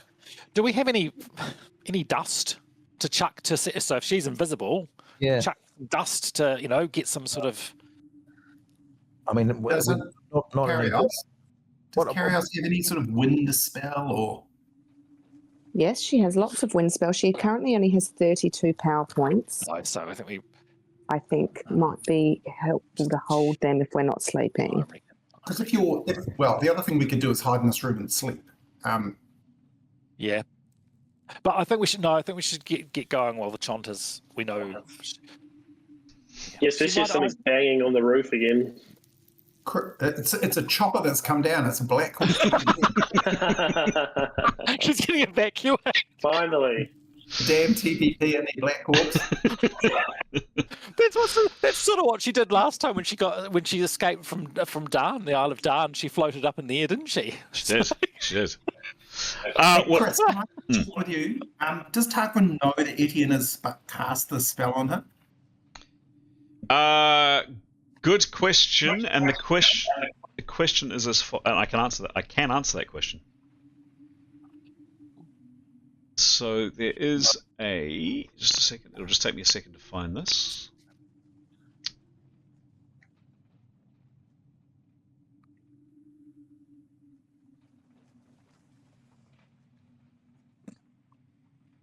Critical tables, special situations, pummeling. Poison and disease. Resistance rolls. Yes, here we go. Resistance rolls against it with the following result. So, I'll pop it in the chat, actually.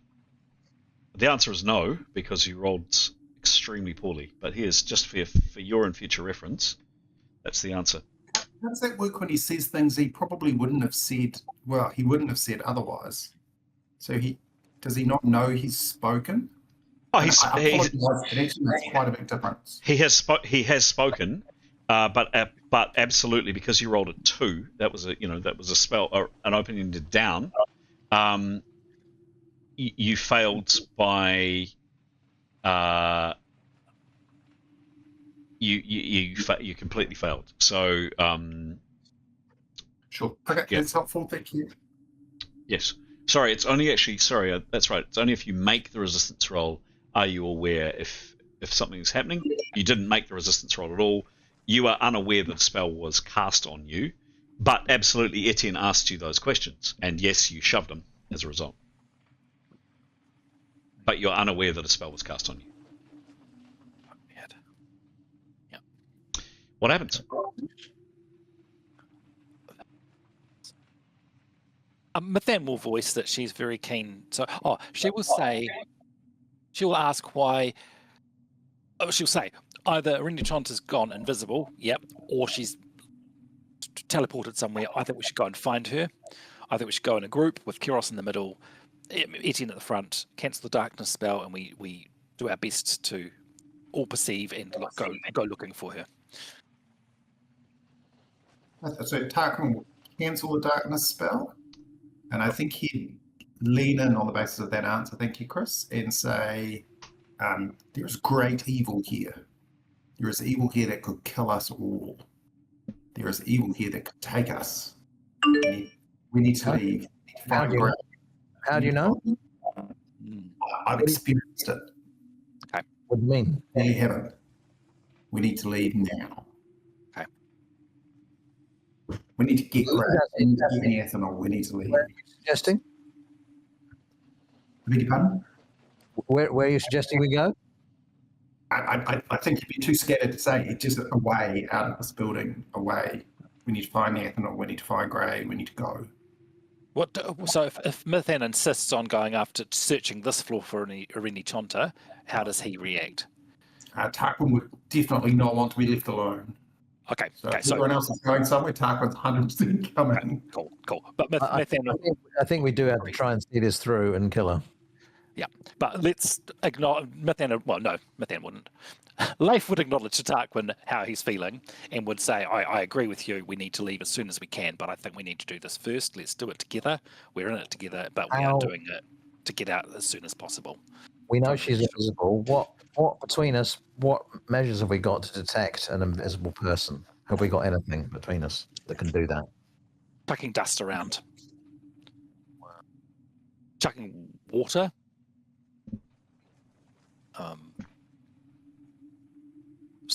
swinging ropes around us? You know, is this particularly dusty, Chris? Is there stuff to pick up and throw?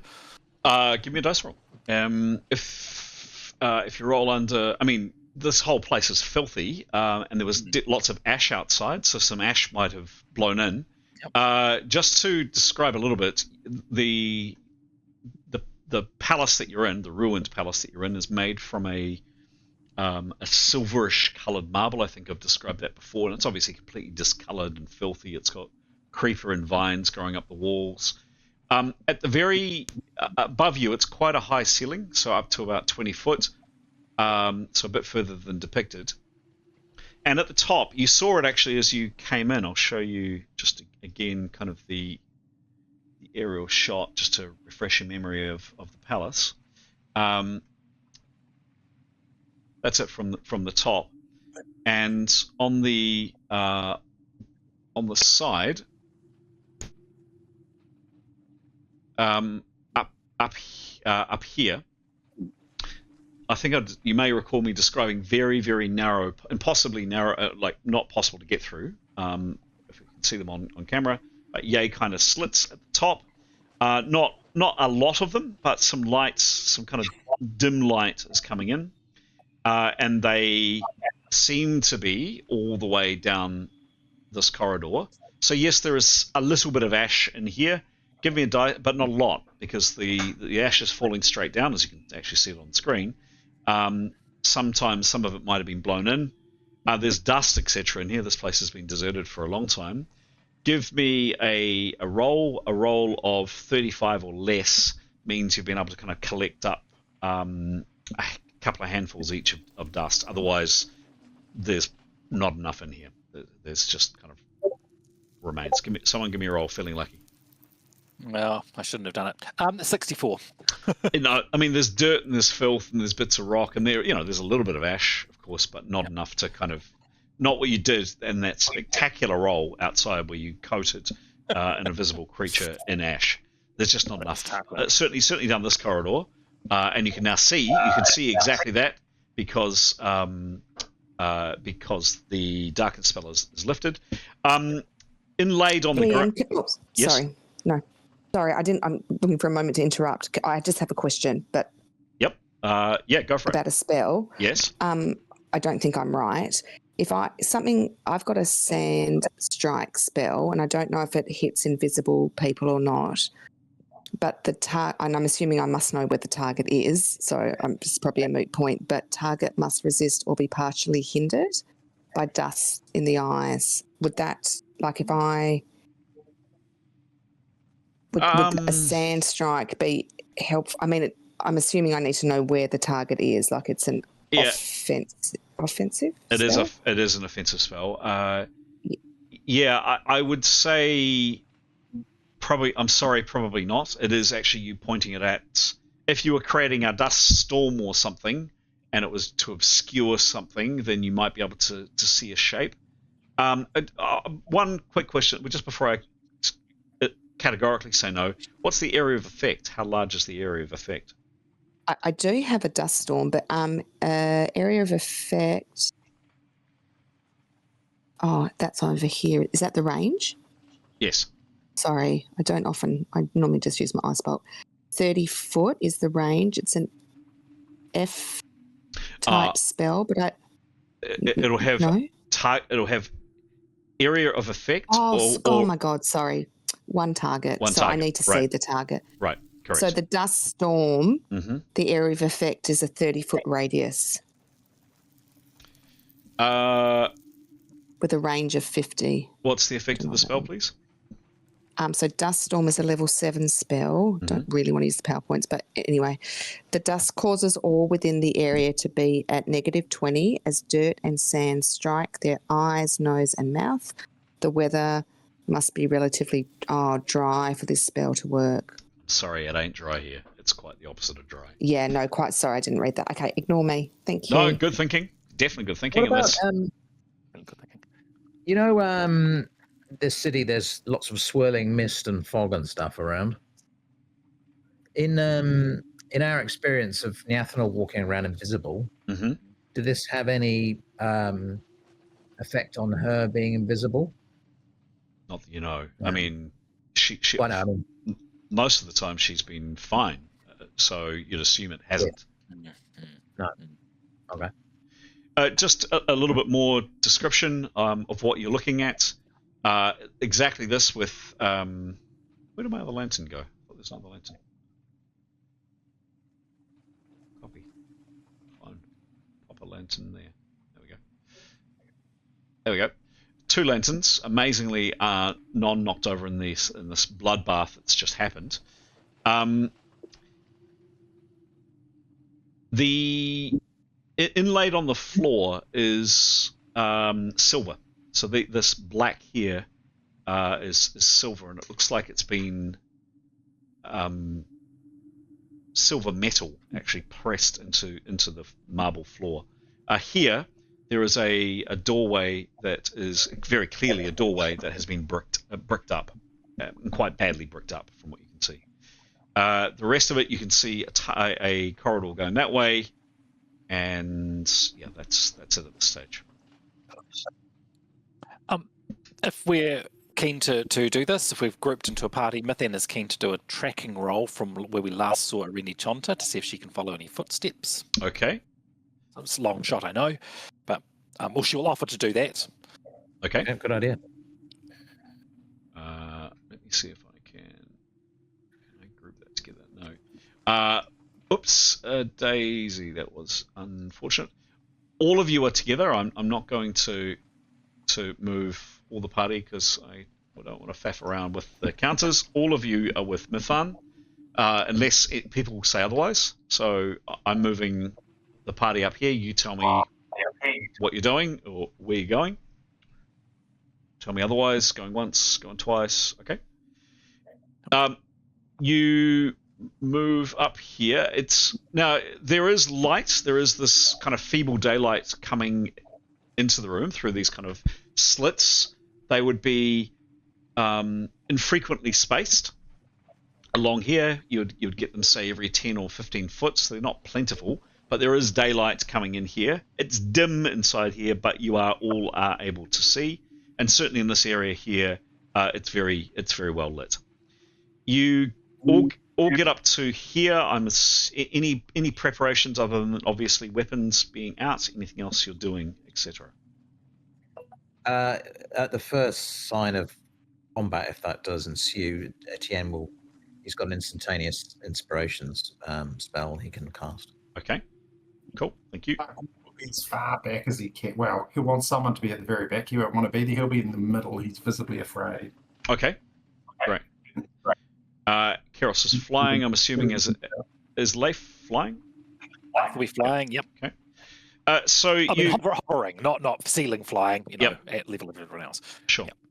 So you get up to here, and this is what you see. There is a doorway here.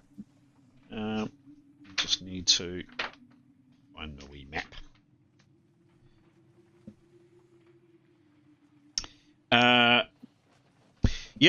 This doorway is open. It is. It looks like a steel door, and it's definitely lying ajar.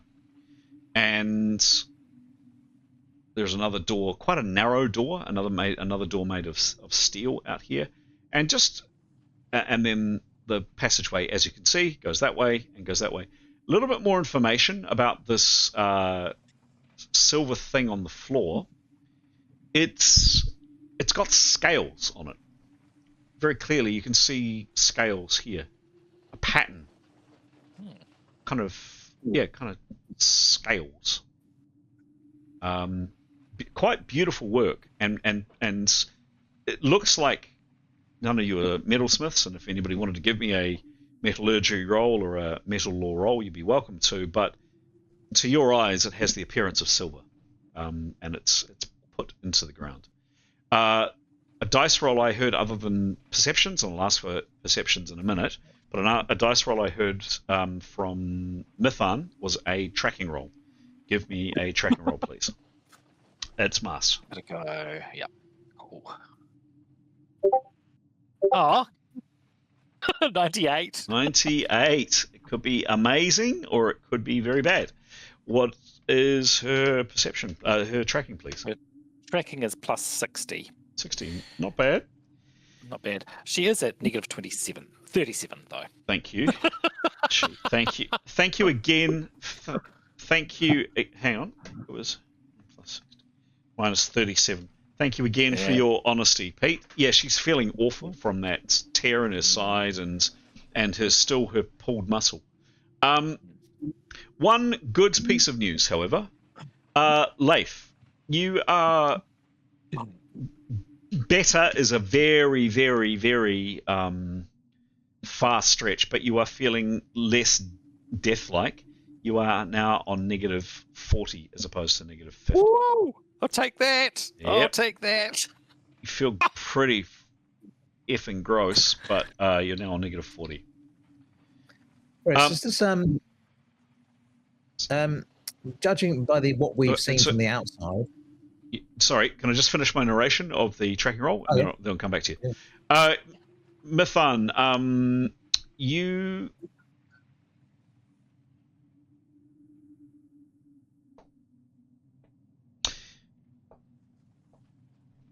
So there are a lot of footprints in here and a lot of recent footprints in here. It looks as though people, humans, or humanoids at least, have disturbed the dust and the grime and the filth. Quite a lot. Hard to see any individual footprints, but yeah, people have definitely been here quite a bit. They definitely go in that direction, and they go in that direction. And the ground is kind of messed up, and they've gone across the hallway too. They're not just following a line. So for sure, I mean, frankly, all of you can see that people have been here. And there are a couple of perception rolls. Rather than kind of over-egging stuff, I'm going to ask for 2 perception rolls, kind of each time. Who's given me 2 perception rolls? And then Graham, you had a question. We'll come back to Graham in a second. Tarquin, give me a roll, please. 90 plus 105. 90.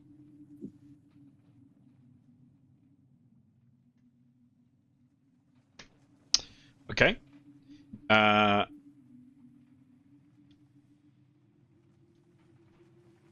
Okay.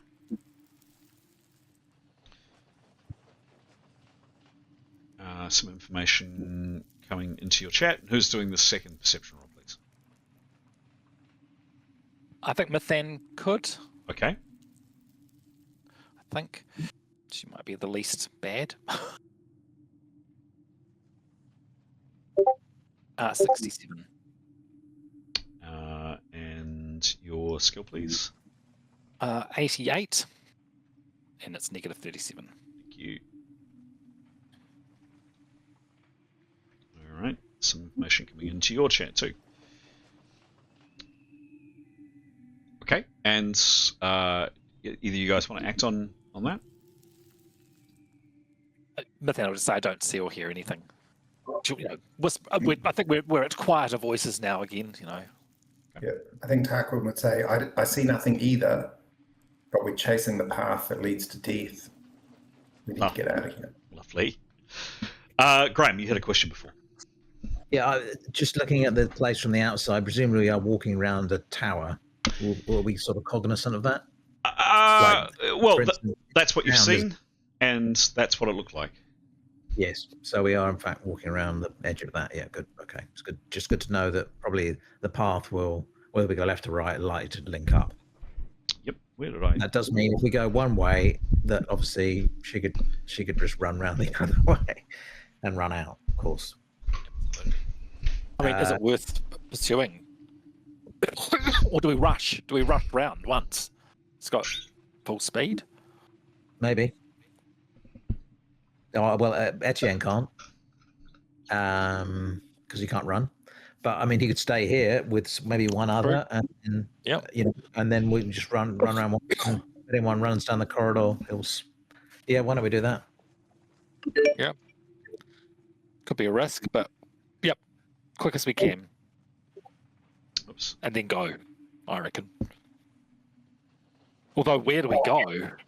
There's the cat downstairs.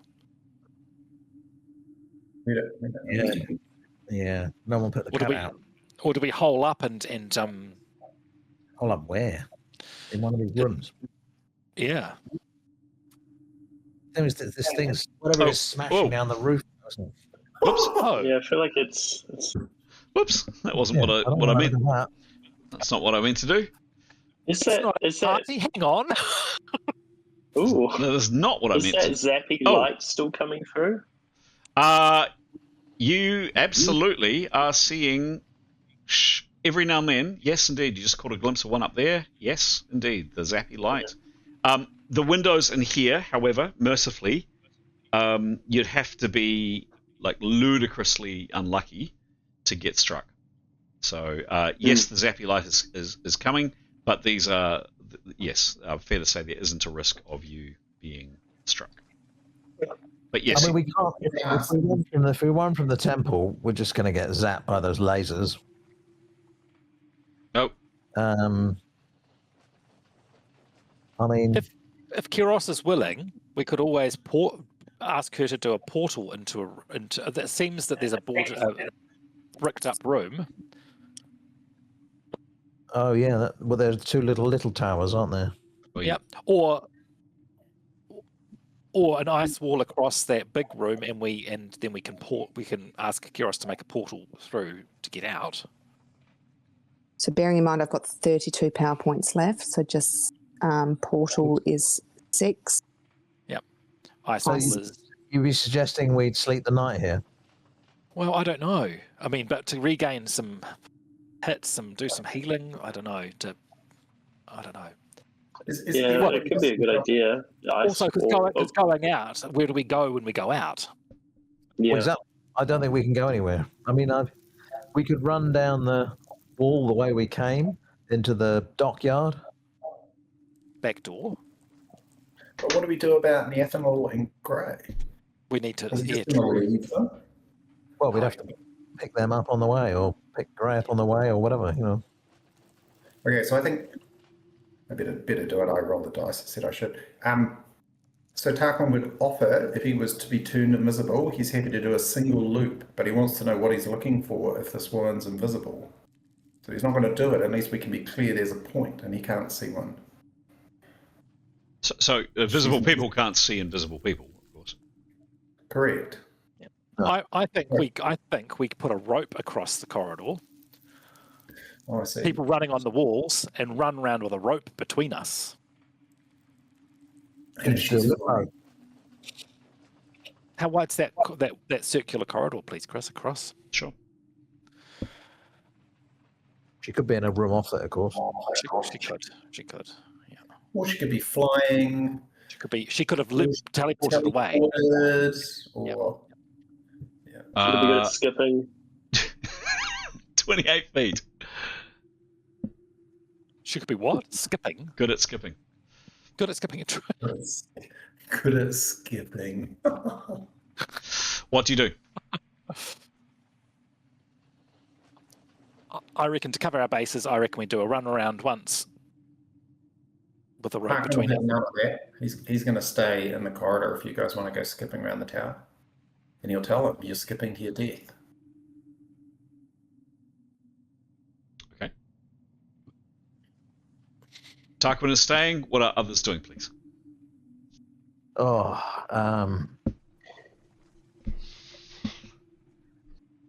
don't know. Like, I don't actually know where. You're right. We're not going to find her, are we? I think we need to go down the stairs and get out the door the big cat came in. And if we do that, we can go back through. If you make Tarquin invisible, we can go back through the kitchen, and we can go look for Neathanol. And we can keep up with the cat. We can see what's happening. I think we just go together. Yeah, yes. I much prefer that. Okay. That would probably be visible anyway. I wouldn't. Yeah. No, let's go. Oh, sorry. What's the building made of again? Is it stone or is it wood? Can we light it on fire and smoke her out? Silver-coloured marble. Yeah, not super flammable.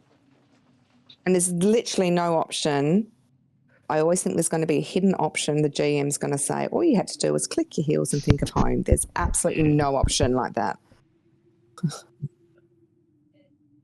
I didn't get even a little smile out of the GM. GM doesn't exist. He's not here. He's a figment of your your character's imagination. If only. Keris doesn't want to be left alone. She'll go with the group in the middle. I reckon I think we go downstairs and get out. Yeah? All right. Yep. We do a search for Neathanol, think about Neathanol and Grey on the way, protecting ourselves against the cat. The cat's the main problem, isn't it? Yeah. Yeah.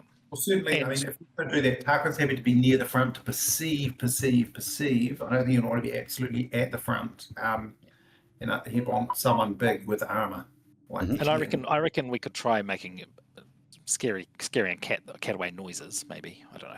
Scaring cat away noises. Excellent. Yeah, if it comes at us, it fled from us before twice, so it's perhaps not up for a fight. Is something to consider. Anyway, I think if it does run at us, can Keros just open a portal in front of it, and it will run through the portal somewhere we don't want it, like where we aren't. Back home. Yeah. We do have that thing. What thing? The thing. Sorry, that's really not helpful. And a bit. You know the thing. Toys.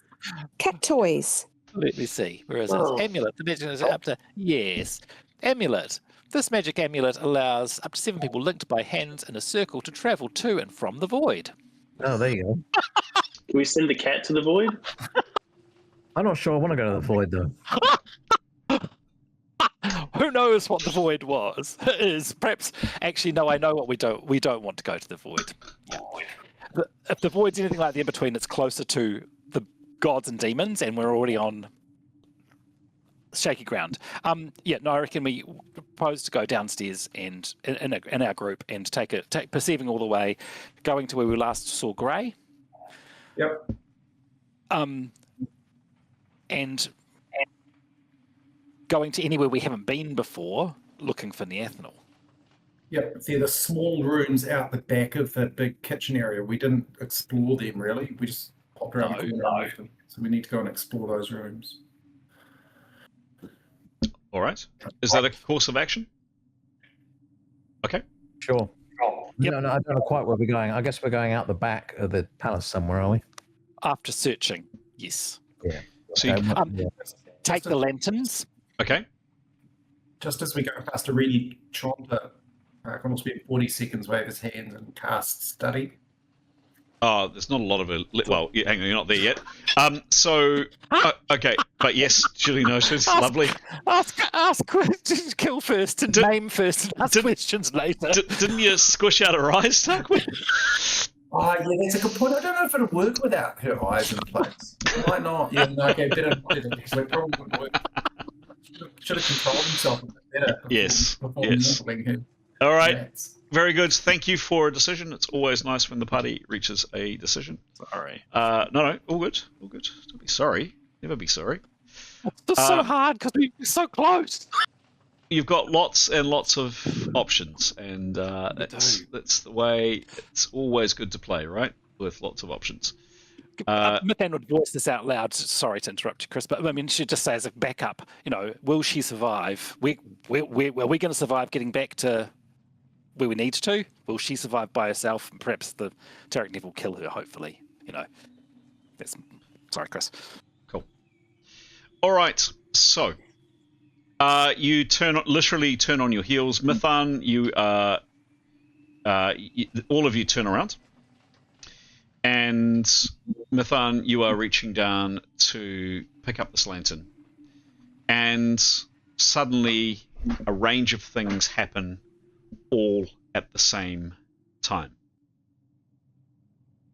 And this happens all in an instant, and it feels one of those moments where almost like time drags and slows into treacle. And you're seeing stuff happen, and it's happening really fast, but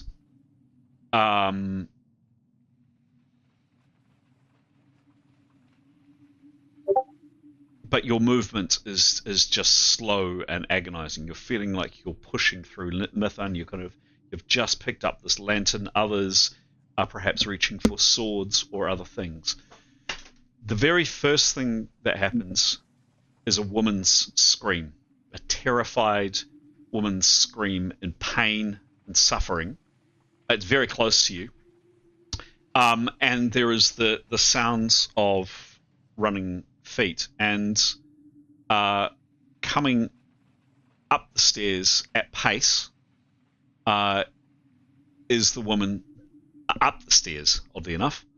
Clearly wasn't far down, was the woman you're seeking, the woman with the white hair. And she's bleeding. And right on her heels is one of those terrible, loathsome creatures. You've called them the screechers or the screamers or whatever, and it's right on her heel. It's slashed at her, and you just see it coming up as it slashes for her.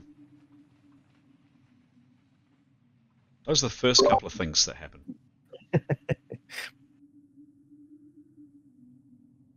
Sorry, just reminds me. We could do a Scooby-Doo thing. We could just run around the corridors with the ghost fires. Sorry, I ran it in. Some of you've got no idea why, but some of you have glanced up, and that hole that had smashed its way through above the stairwell, I'm very conscious you can't see the map yet. That hole that has smashed its way through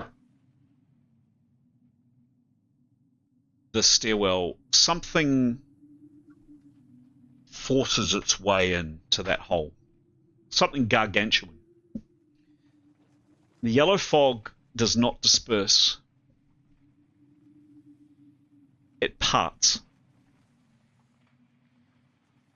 Something is forcing its way through the hole in the shattered roof, not descending, not falling, pressing into reality like a hand through thin cloth. This only takes a second, but it actually seems to take all of your lives to happen. At first, cannot be seen, only felt. A pressure, a watching, a wrongness so profound it makes the souls recoil. Then, edges, wings that are not wings, layers that shift and tear and reform. Dozens of eyes opening all at once. It is vast. It is broken. It is not meant to be here. The air groans. The building itself seems to resist it. It's too big to fit in here. It's bigger than the world. Yet somehow it is in this small space. And for 5 seconds, but for what seems like an age, you are beyond action, all held in awe. And a terrible sound fills the space. Not loud, but absolute. A deep, layered, grinding groan. That exciting, like knowing that there are people there that you might not actually hate you. It's a really weird feeling. Please, thank you. Could you switch that off? Thank you.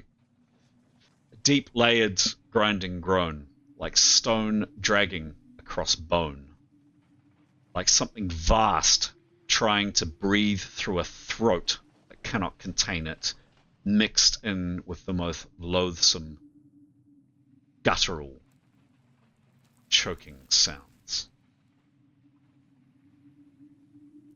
And with that, several other things happen. I'm going to put some information in a number of people's chat in a second.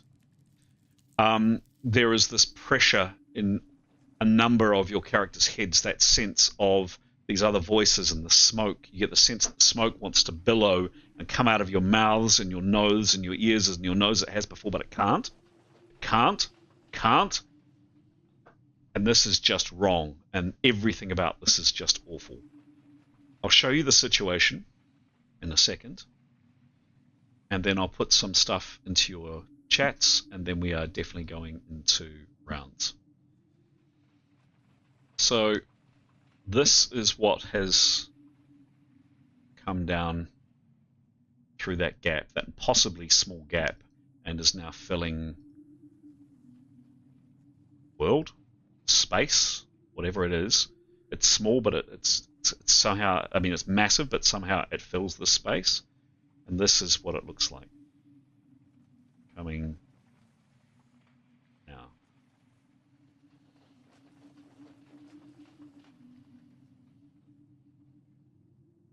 And this is the scene. These are your characters, just there. And just pure by chance, that's how kind of all laid out.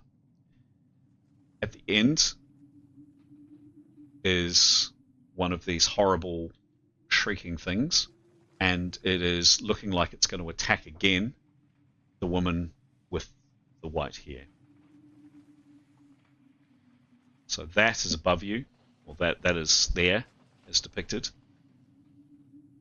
That is attacking Chonta, and that is Chonta herself. And just while you ponder on that, the first thing I'm going to do is switch on the combat music.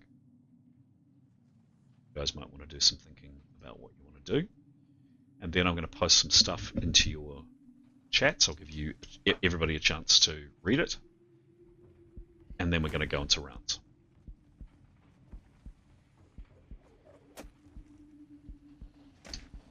So, a number of people. Tarquin, this is coming into your chat now. Next is Keros. So just remember the last thing I said was a deep... Just switch down my combat music a second.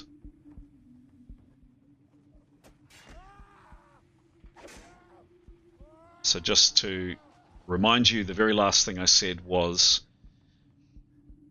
for 5 seconds, but what seems like an age, you are beyond action, held in awe. A terrible sound fills the space, not loud, not absolute, a deep, layered, grinding groan, like stone dragged across bone, like something vast trying to breathe through a throat that cannot contain it, mixed in with the most loathsome, guttural, choking sounds.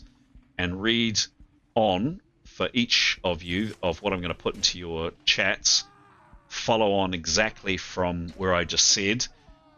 The most loathsome, guttural, choking sounds. Keros, coming into your chats now. This is Etienne, Ithan, and then finally Demos. GM is going to go out, get another drink. I'd really appreciate you don't share information, and I'd really appreciate you don't share tactics, because your characters may have completely different information. So hold whatever I've given you, and then we're going to go into rounds when I come back. Back in a second.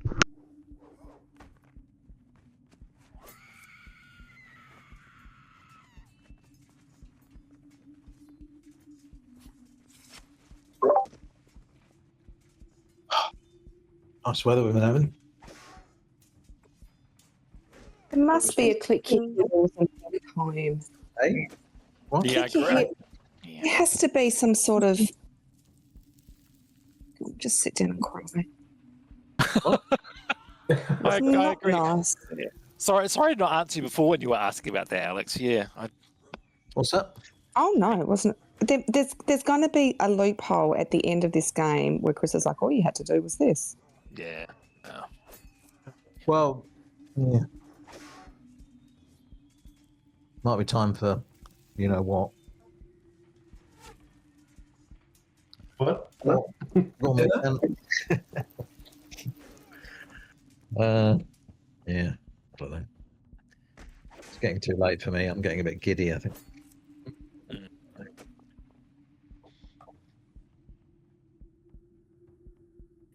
Yeah, I'm not far off bed, to be fair.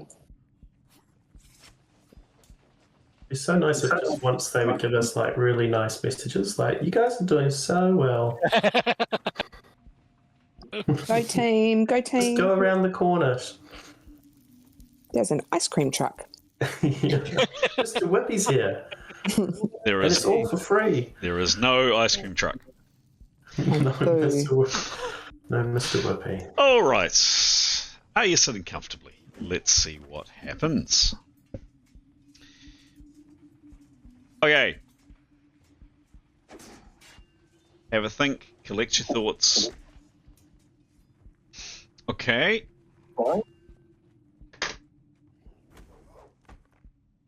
We are rolling initiative. Any changes to initiative, please let me know. Anybody planning to parry, please put it into Discord. Going once, going twice. We are off.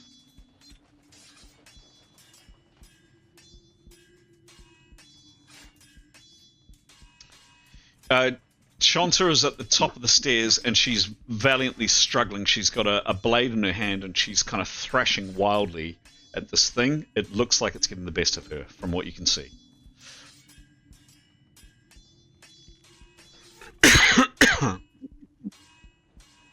Leif is the first to act. He did not receive a vision, correct? Correct. Yep. He is going to say, let's get out of here. I think we should go around the corridor to the left and ask Kiros to make a portal out. He will then hold the rest of his action depending on what if other people are going with that suggestion. Okay. Okay. Yep. Sure. Tarquin is next to act. Okay, so he's going to take off sword in one hand and his magic dagger in the other. He's going to head directly to the banister, and I think that's probably about 68 feet. So that's probably most of his movement, most of his action. That's Leif, not. Yeah. Tarquin there. That's 40 foot. Okay, I think in a second. I'm just going to do some quick maths. 42 feet. Yep. Okay, so that leaves him about 35% of his action, which he'll use as a opportunity action parry, and he's going to yell in Thrabonic, run, run, run. Okay. All right.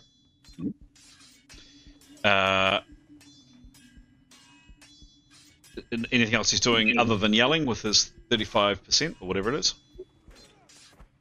I think it has to be an opportunity action full parry. He's not going to be able to get any closer to the Shrieker or any Chanta as he 35% of his action, which I don't think is possible. Well, yeah, he could continue moving. Of course he could. Okay, I think they're going to come in this direction. And I just want to make sure his magic dagger is in his sword hand, is in his, because it probably wouldn't have been, in which case he'll change them around or drop his sword and move his magic dagger into his dominant hand. Okay. So that's a change. That is a change of weapon. So that's 50% action, from memory. Okay. Well, I mean, he's got to have his magic dagger in his dominant hand. I suspect, in truth, he wouldn't have. It's 35. In which case, he'll be about 4 feet further back. Okay. Okay. About there. Done. Well, one on right. Yeah, thanks.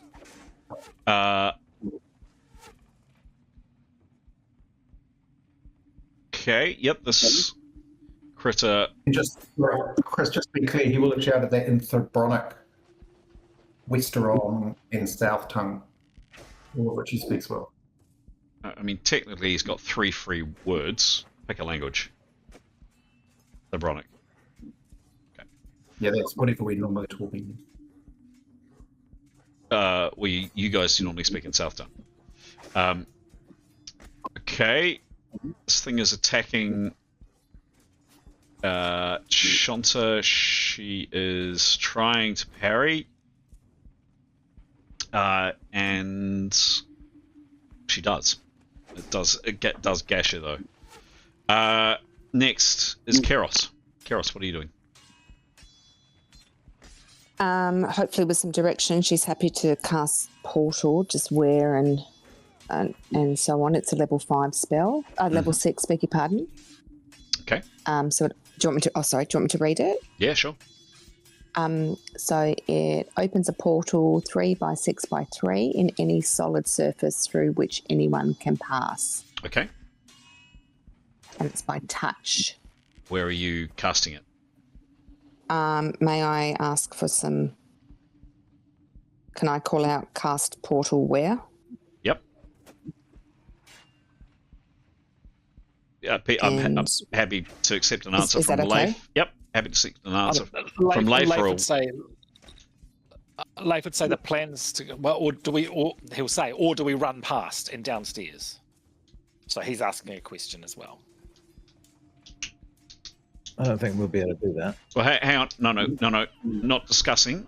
This is in the moment of play. If you want to take time out of what your character would do, you can do that, but it's actually during your round. So Leif has asked a question. Keros has asked a question. Yep. You don't get an answer, Keros. Then she will prep. Prep, done. Thank you.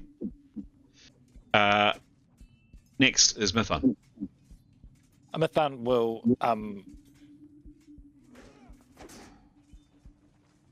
say, let's go this way and find a way out this way using your portal, Keros, and she will start moving to the left. That way? That left or that left? To her left. Yep. And she'll yell to Tarquin, come this way. Okay.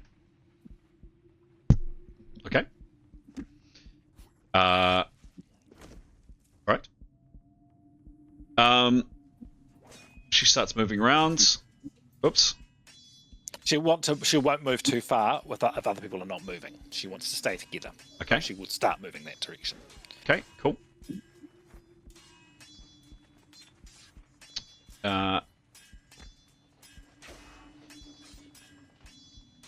Next. Chonta does disengage, steps back, and bleeding rushes down here, sword in hand, panting. Her sword is out. She's menacing everybody else. She's kind of glancing over her shoulder. She's utterly terrified, wild look in her eye.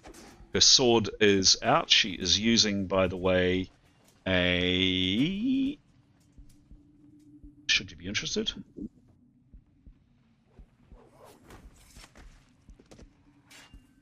A longsword. Her longsword's out.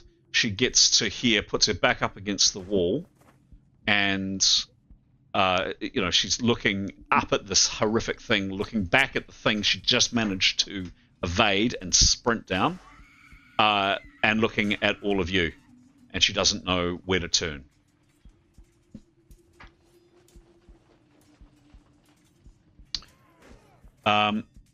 Next is Etienne Gilderflower. I think he's going to follow Mithan, actually, just round that corner. Okay. But he's going to just go around the corner, take a direct right, and then with his back against the wall, and then draw his... he's always got his sword out. Yep. Yeah, and just around the corner, and then get ready to attack Shanta if she comes around the corner. Okay, cool. Next, or the last, I should say, is Demos. Demos would probably go towards Irini, not too close, but maybe next to Keros with his spear pointed at her, holding her back. Okay. And he would say to Keros, I think we should, to Keros and Tarquin, and who else is there? Leif, I think we should leave with the others. Okay. He's ready to parry with everything else he has. Okay, cool.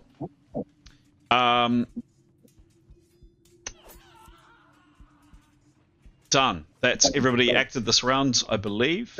Chris, yeah, I've got 35% left, haven't I? So I can use 10% to change my action, and that gives me 25% of my action. Can I do that? I had thought you'd used all your movement to move up there. Okay. Oh, and switch weapons. Yeah, no. And switch weapons. Yeah, Yep. no, I have. I forgot. Yeah. I didn't realize I just. Yep.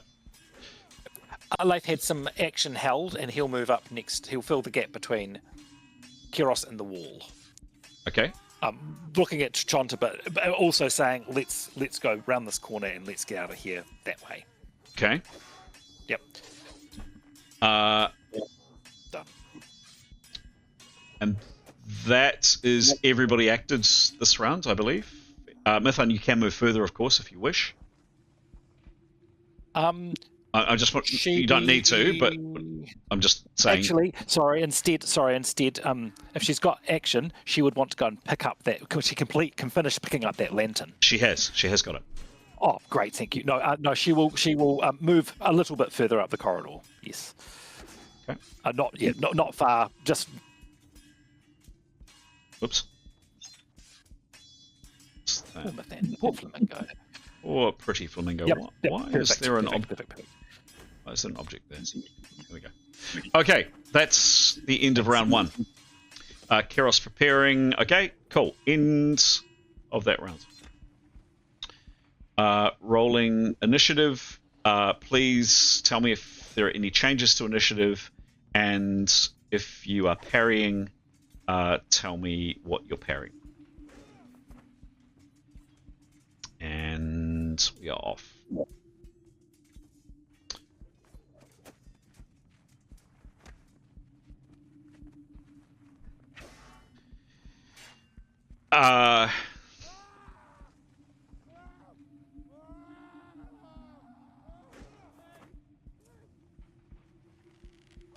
Chanta, she has a surprisingly low voice. Although it's absolutely dripping with clearly terror, she just says, "Save me. I'll give you anything. I'll do anything you ask.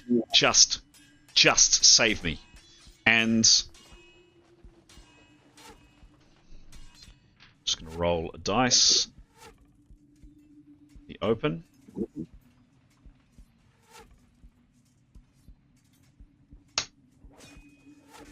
$61 is the roll. Chris? I'm sorry? What language does she speak? She's speaking in Thebronic. So anybody that understands Thebronic, you got it.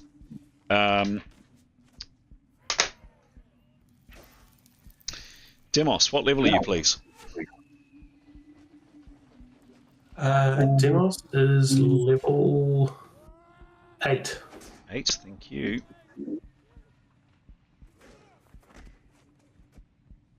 And you are currently wearing leather. No, you're currently wearing...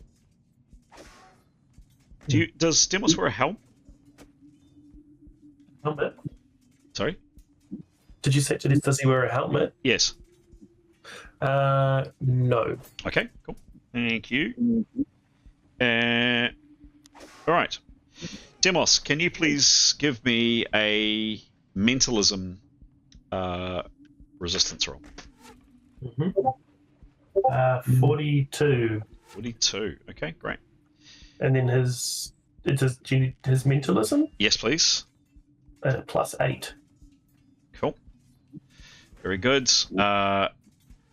Put some information to your chat in a second.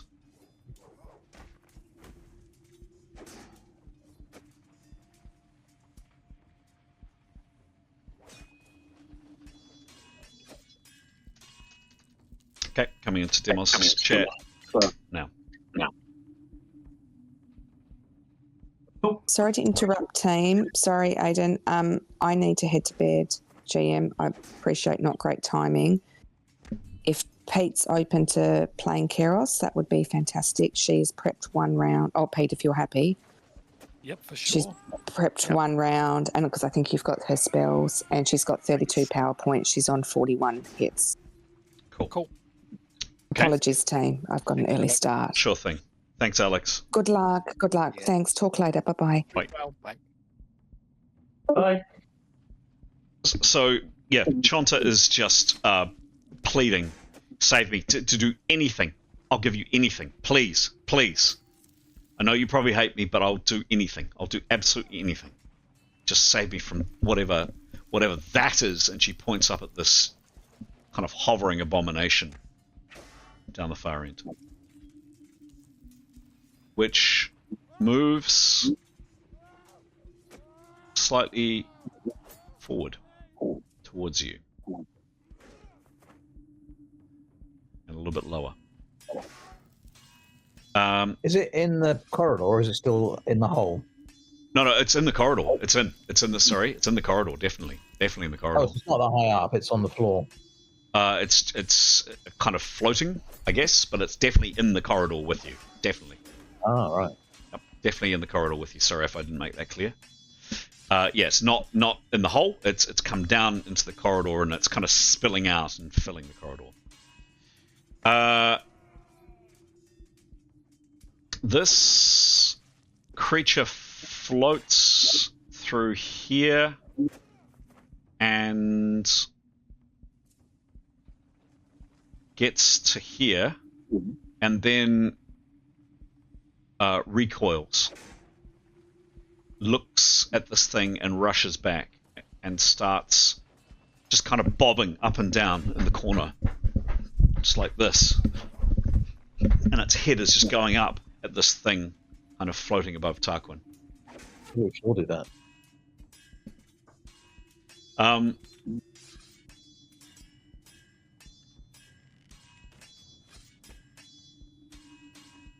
Next to act is Mithun. Mithun, you're around the corner and unable to see any of this. Oops. Sorry. Can I have heard of you? Yep, just coming. Sorry. Just coming. Clearly you are. Sorry.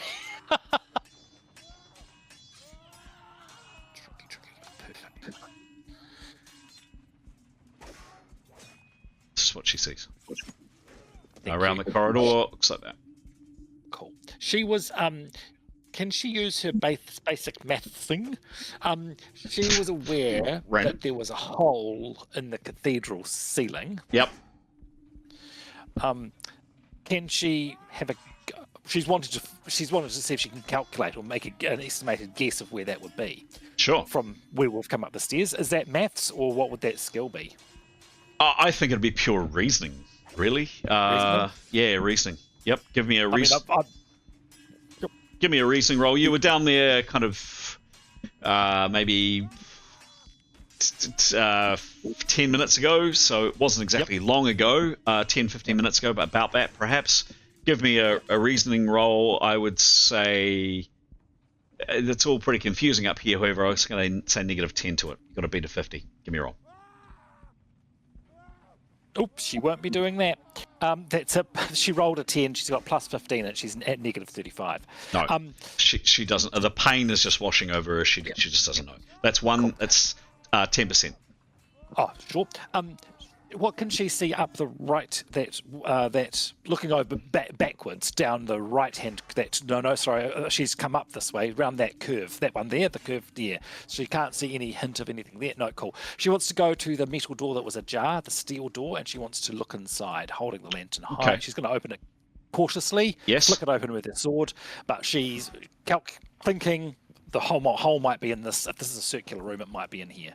Yep. I wonder if.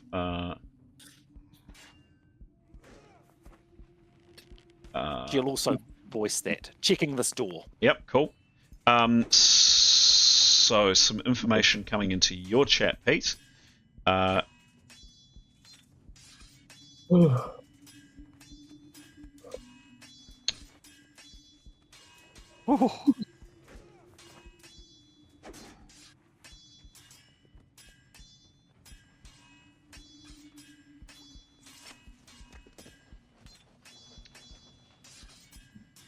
Okay.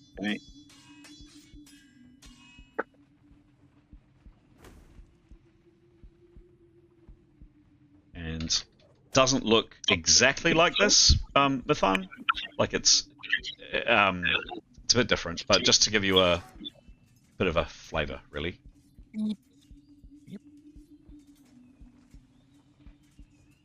Yeah, more just flavour. Whoops.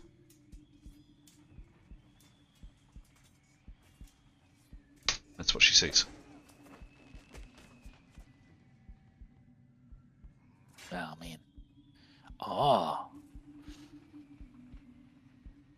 Interesting. Okay, cool. Got it. Cool. Why don't my Wii counters work? That makes me make sad GM noises. Okay, she's by the door, Pete. The counters appear to be dickheads. Yeah. She's by the door. Man. Anything else? Yeah, because I assume she's got a lot more action. Damn it. She will say. She'll call out. This is a library, and oh damn.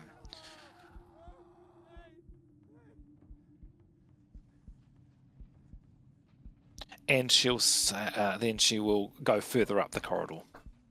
Okay. Oh, come on. Okay, she goes further up the corridor. Gets to cool. kind of about around here. I'm not going to ask you to leave. And it continues around that black bit. I will do this. It continues around like this. Again, this inlay in the ground will. Oh, it will. Hey, that's handy. That's good. There we go. So she gets... Nice when it works. Yeah, nice when it works. Gets to perhaps about there. Just past, cool. Thank you. Past this door. Is that about right? Might be a bit generous. Gets to about there. Cool. Thanks very much. Okay, great. Next person is Leif. Leif is going to hold his action. He wants to move with Kiros and Demos. Okay. Done. He will, look menacingly at John. Okay.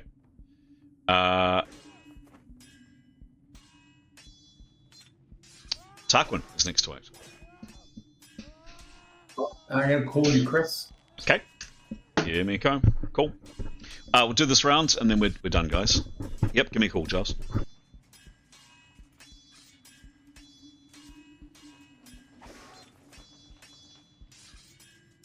Oh, so tricky. I think did I say that Mithan said something? She said it's a library. I think she had the action to do that. So I don't know what we're going to do. There was that hole into the cathedral. Can we not? Yeah. So we want to go through the hole and get down and get out, right? Well, it's on the far side. I think it's going to take far too long for us all to climb down, right? Yeah, especially if some of us only have one arm. Well, Kiros and Leif are still flying, still, if that helps. Well, that's 4 of us then. But yeah, I mean, 2 of us can't climb because we only got one hand. Yeah, true. So what's the plan? Well, I mean, we could get it to follow us around the tower and just run all the way around and just stairs. Like Scooby-Doo. Yeah. Yeah. Yeah. Yep. Let's do that. I think Kiros is going to ice bolt Chonta. Oh, really? She'll ice bolt Chonta and then go around the corner. What do you think? Right. I think she would. I think she would. Maybe.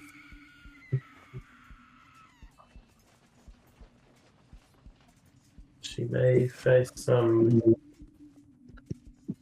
obstruction.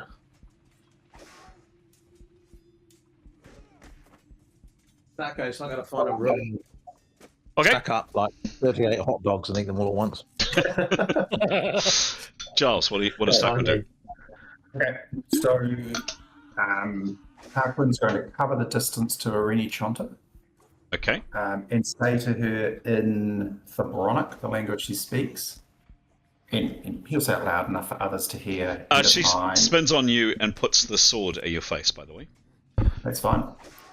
And so I'll say to her in Thebronic, trust me or die. I think I want to save as much action as I can. You need to trust me. And then he'll turn to the others and say to them in, what do we speak? South tongue. Yep. I have to save her. He'll then offer to put his arm around her and will essentially run towards the party with Arini Chomper. Okay. She makes it very clear that she will stab you through the throat if you try to touch her or try to move her. She has acted this round, so you can. Okay, that's fine. But her tone, everything about her, she's acted, she's spoken this round. She has no desire for token. Tarquin comes within sword swipe. Looks like she's going to take it. Okay. In which case he'll drop to his knees and utter aloud.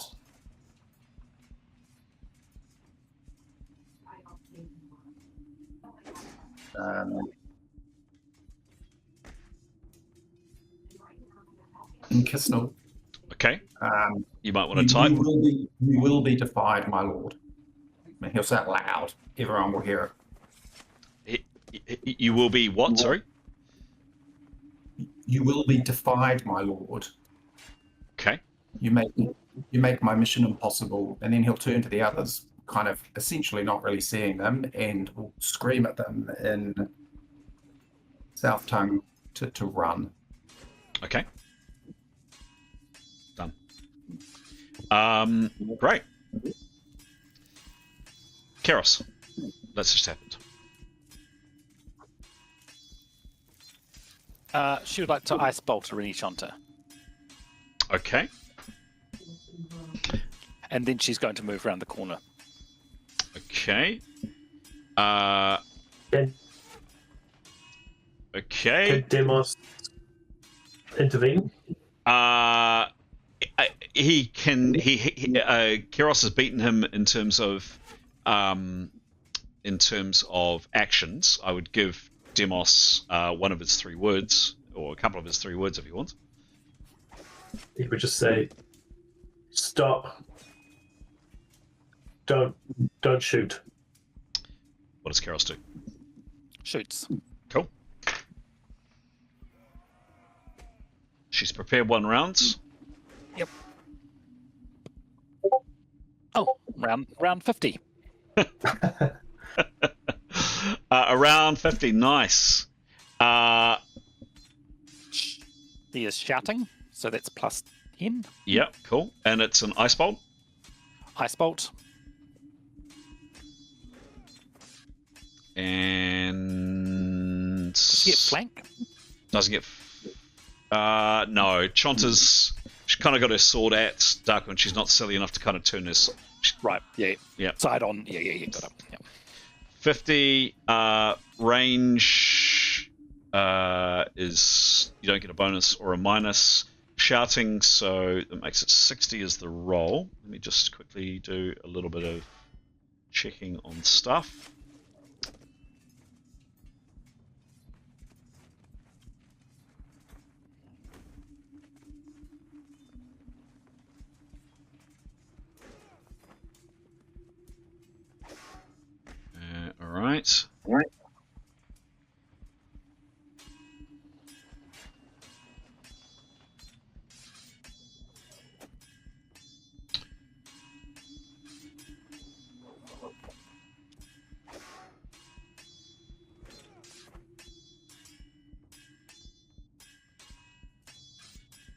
I'll say that happens after this.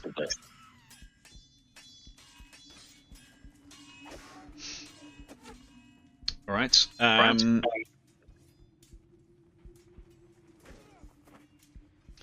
Chancer attempts to move out of the way. She's fast. She is fast.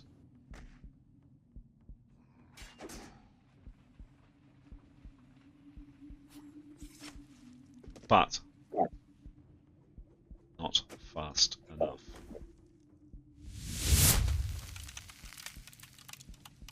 It's not a big critical, but it is 7 in an A impact. Could be a killing shot if you roll well enough. Give me a roll. Let's see. Nope, 19.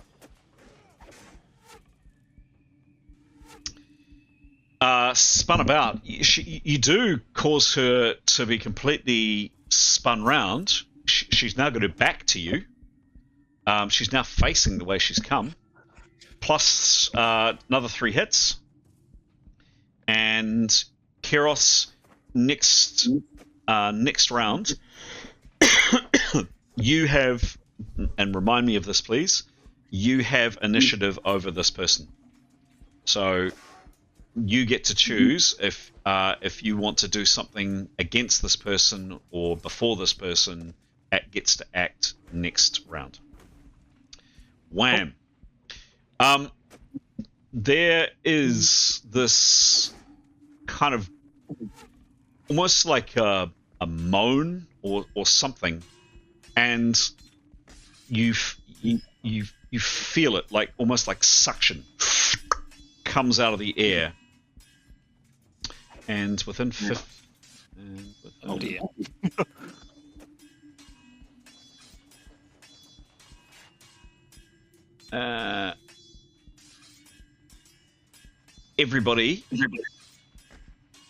Everybody bar Mython, please. Can I ask everybody bar Mython to make a roll? Sorry, y'all.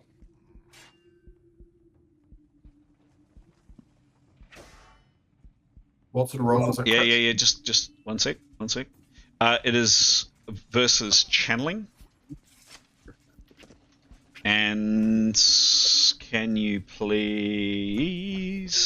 We'll start with the characters I can see on screen. So Tarquin first off, and what level are you, please, Tarquin?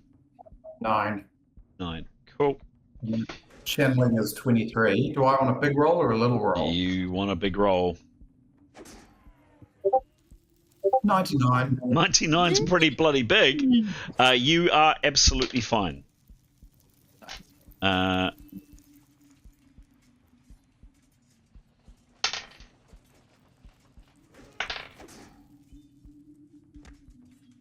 Okay. Moving rounds. Leif, what level are you, please? He's 10th. Cool. Can you... Oops.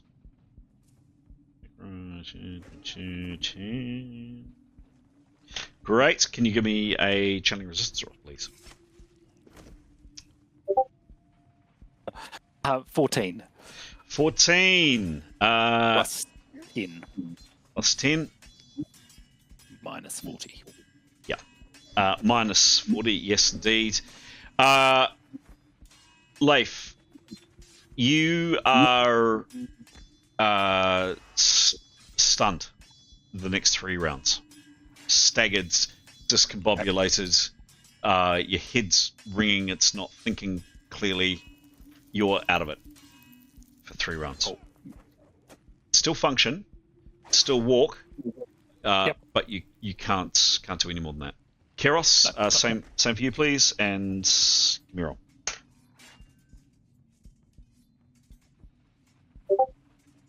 31. What's your channeling?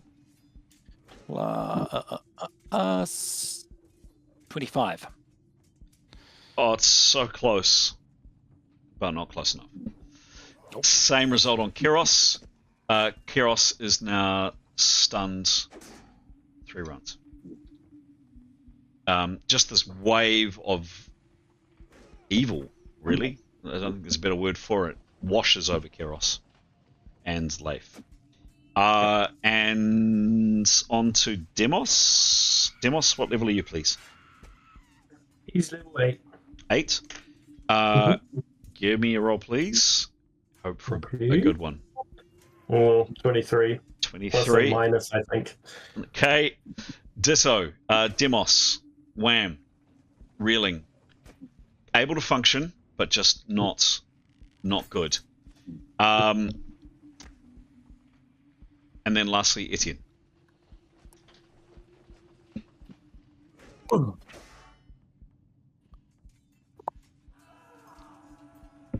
87. 87. What's his level? 34.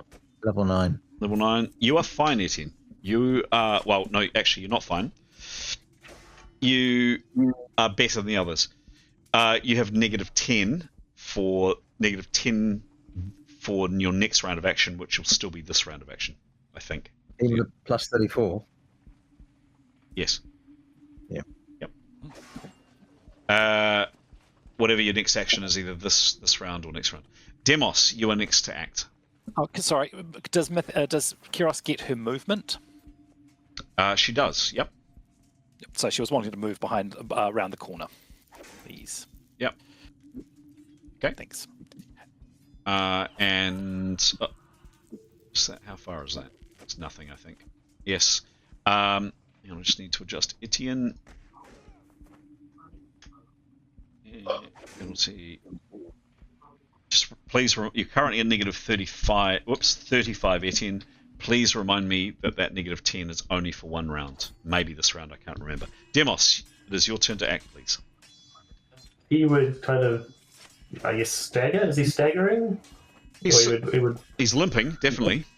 Yeah, he would limp towards the Arini Chompcha, and ask, "Can I help you, my friend?"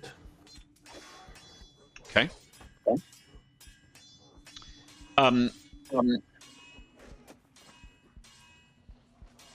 She just smiles at him and nods. She's clearly pleased to see him. Come and encourage you to come with him. Okay. She is looking willing to come. But she's acted this round. You could begin moving her if you wish. If she seemed open to it, he would. Yep. Yeah. Where do you want to kind of pull her, drag her? Towards around the corner with the rest of the party, away from these scary, shadowy, monstery things. Okay. She's already acted this round, so you can't get her very far. Do you just take her by the hand, or how do you take her? Maybe a hand on the shoulder to guide her. Yep. So that she doesn't have to drop her sword. Yep. Sure. Yeah, she doesn't want to drop her sword. No, he doesn't want her to be defenseless. Of course not. Okay. He begins to move. Gets to about there. Cool. Thank you. Etienne, you are currently all oblivious to this. You're around the corner. Well, I'll continue on my way, I guess. Up the corridor towards Mithan. Okay. I think he moves 70 feet. Okay.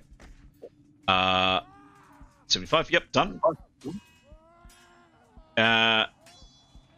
And that is the round, I think. Leif was wanting to move together. He feels it very odd what Demos is doing, but he wants to do what Demos has just done with the Rini Chonta. He'll do that with Keros, so hooking up with her and moving her as far as they both can move up that corridor. A little bit further down. Okay. Yep, to about there. All right, and that... and he'd put himself between Keros and Demos. Right. Awesome. That is where we're going to end the game for tonight. Hope you had fun.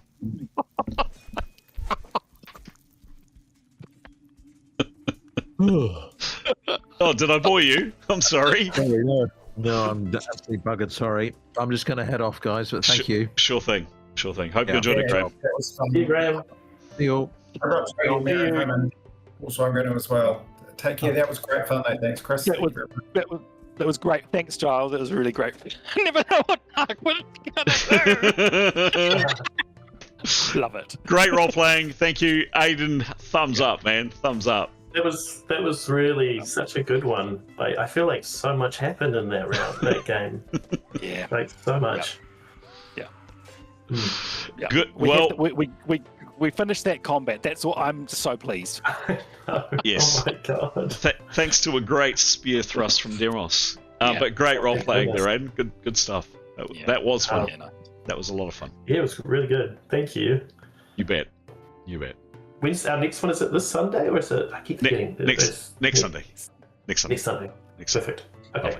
Nice one. All right. Nice. Awesome. All right, gents. See you then. Thank you so much. Bye. Thank you. Bye. Bye. Bye.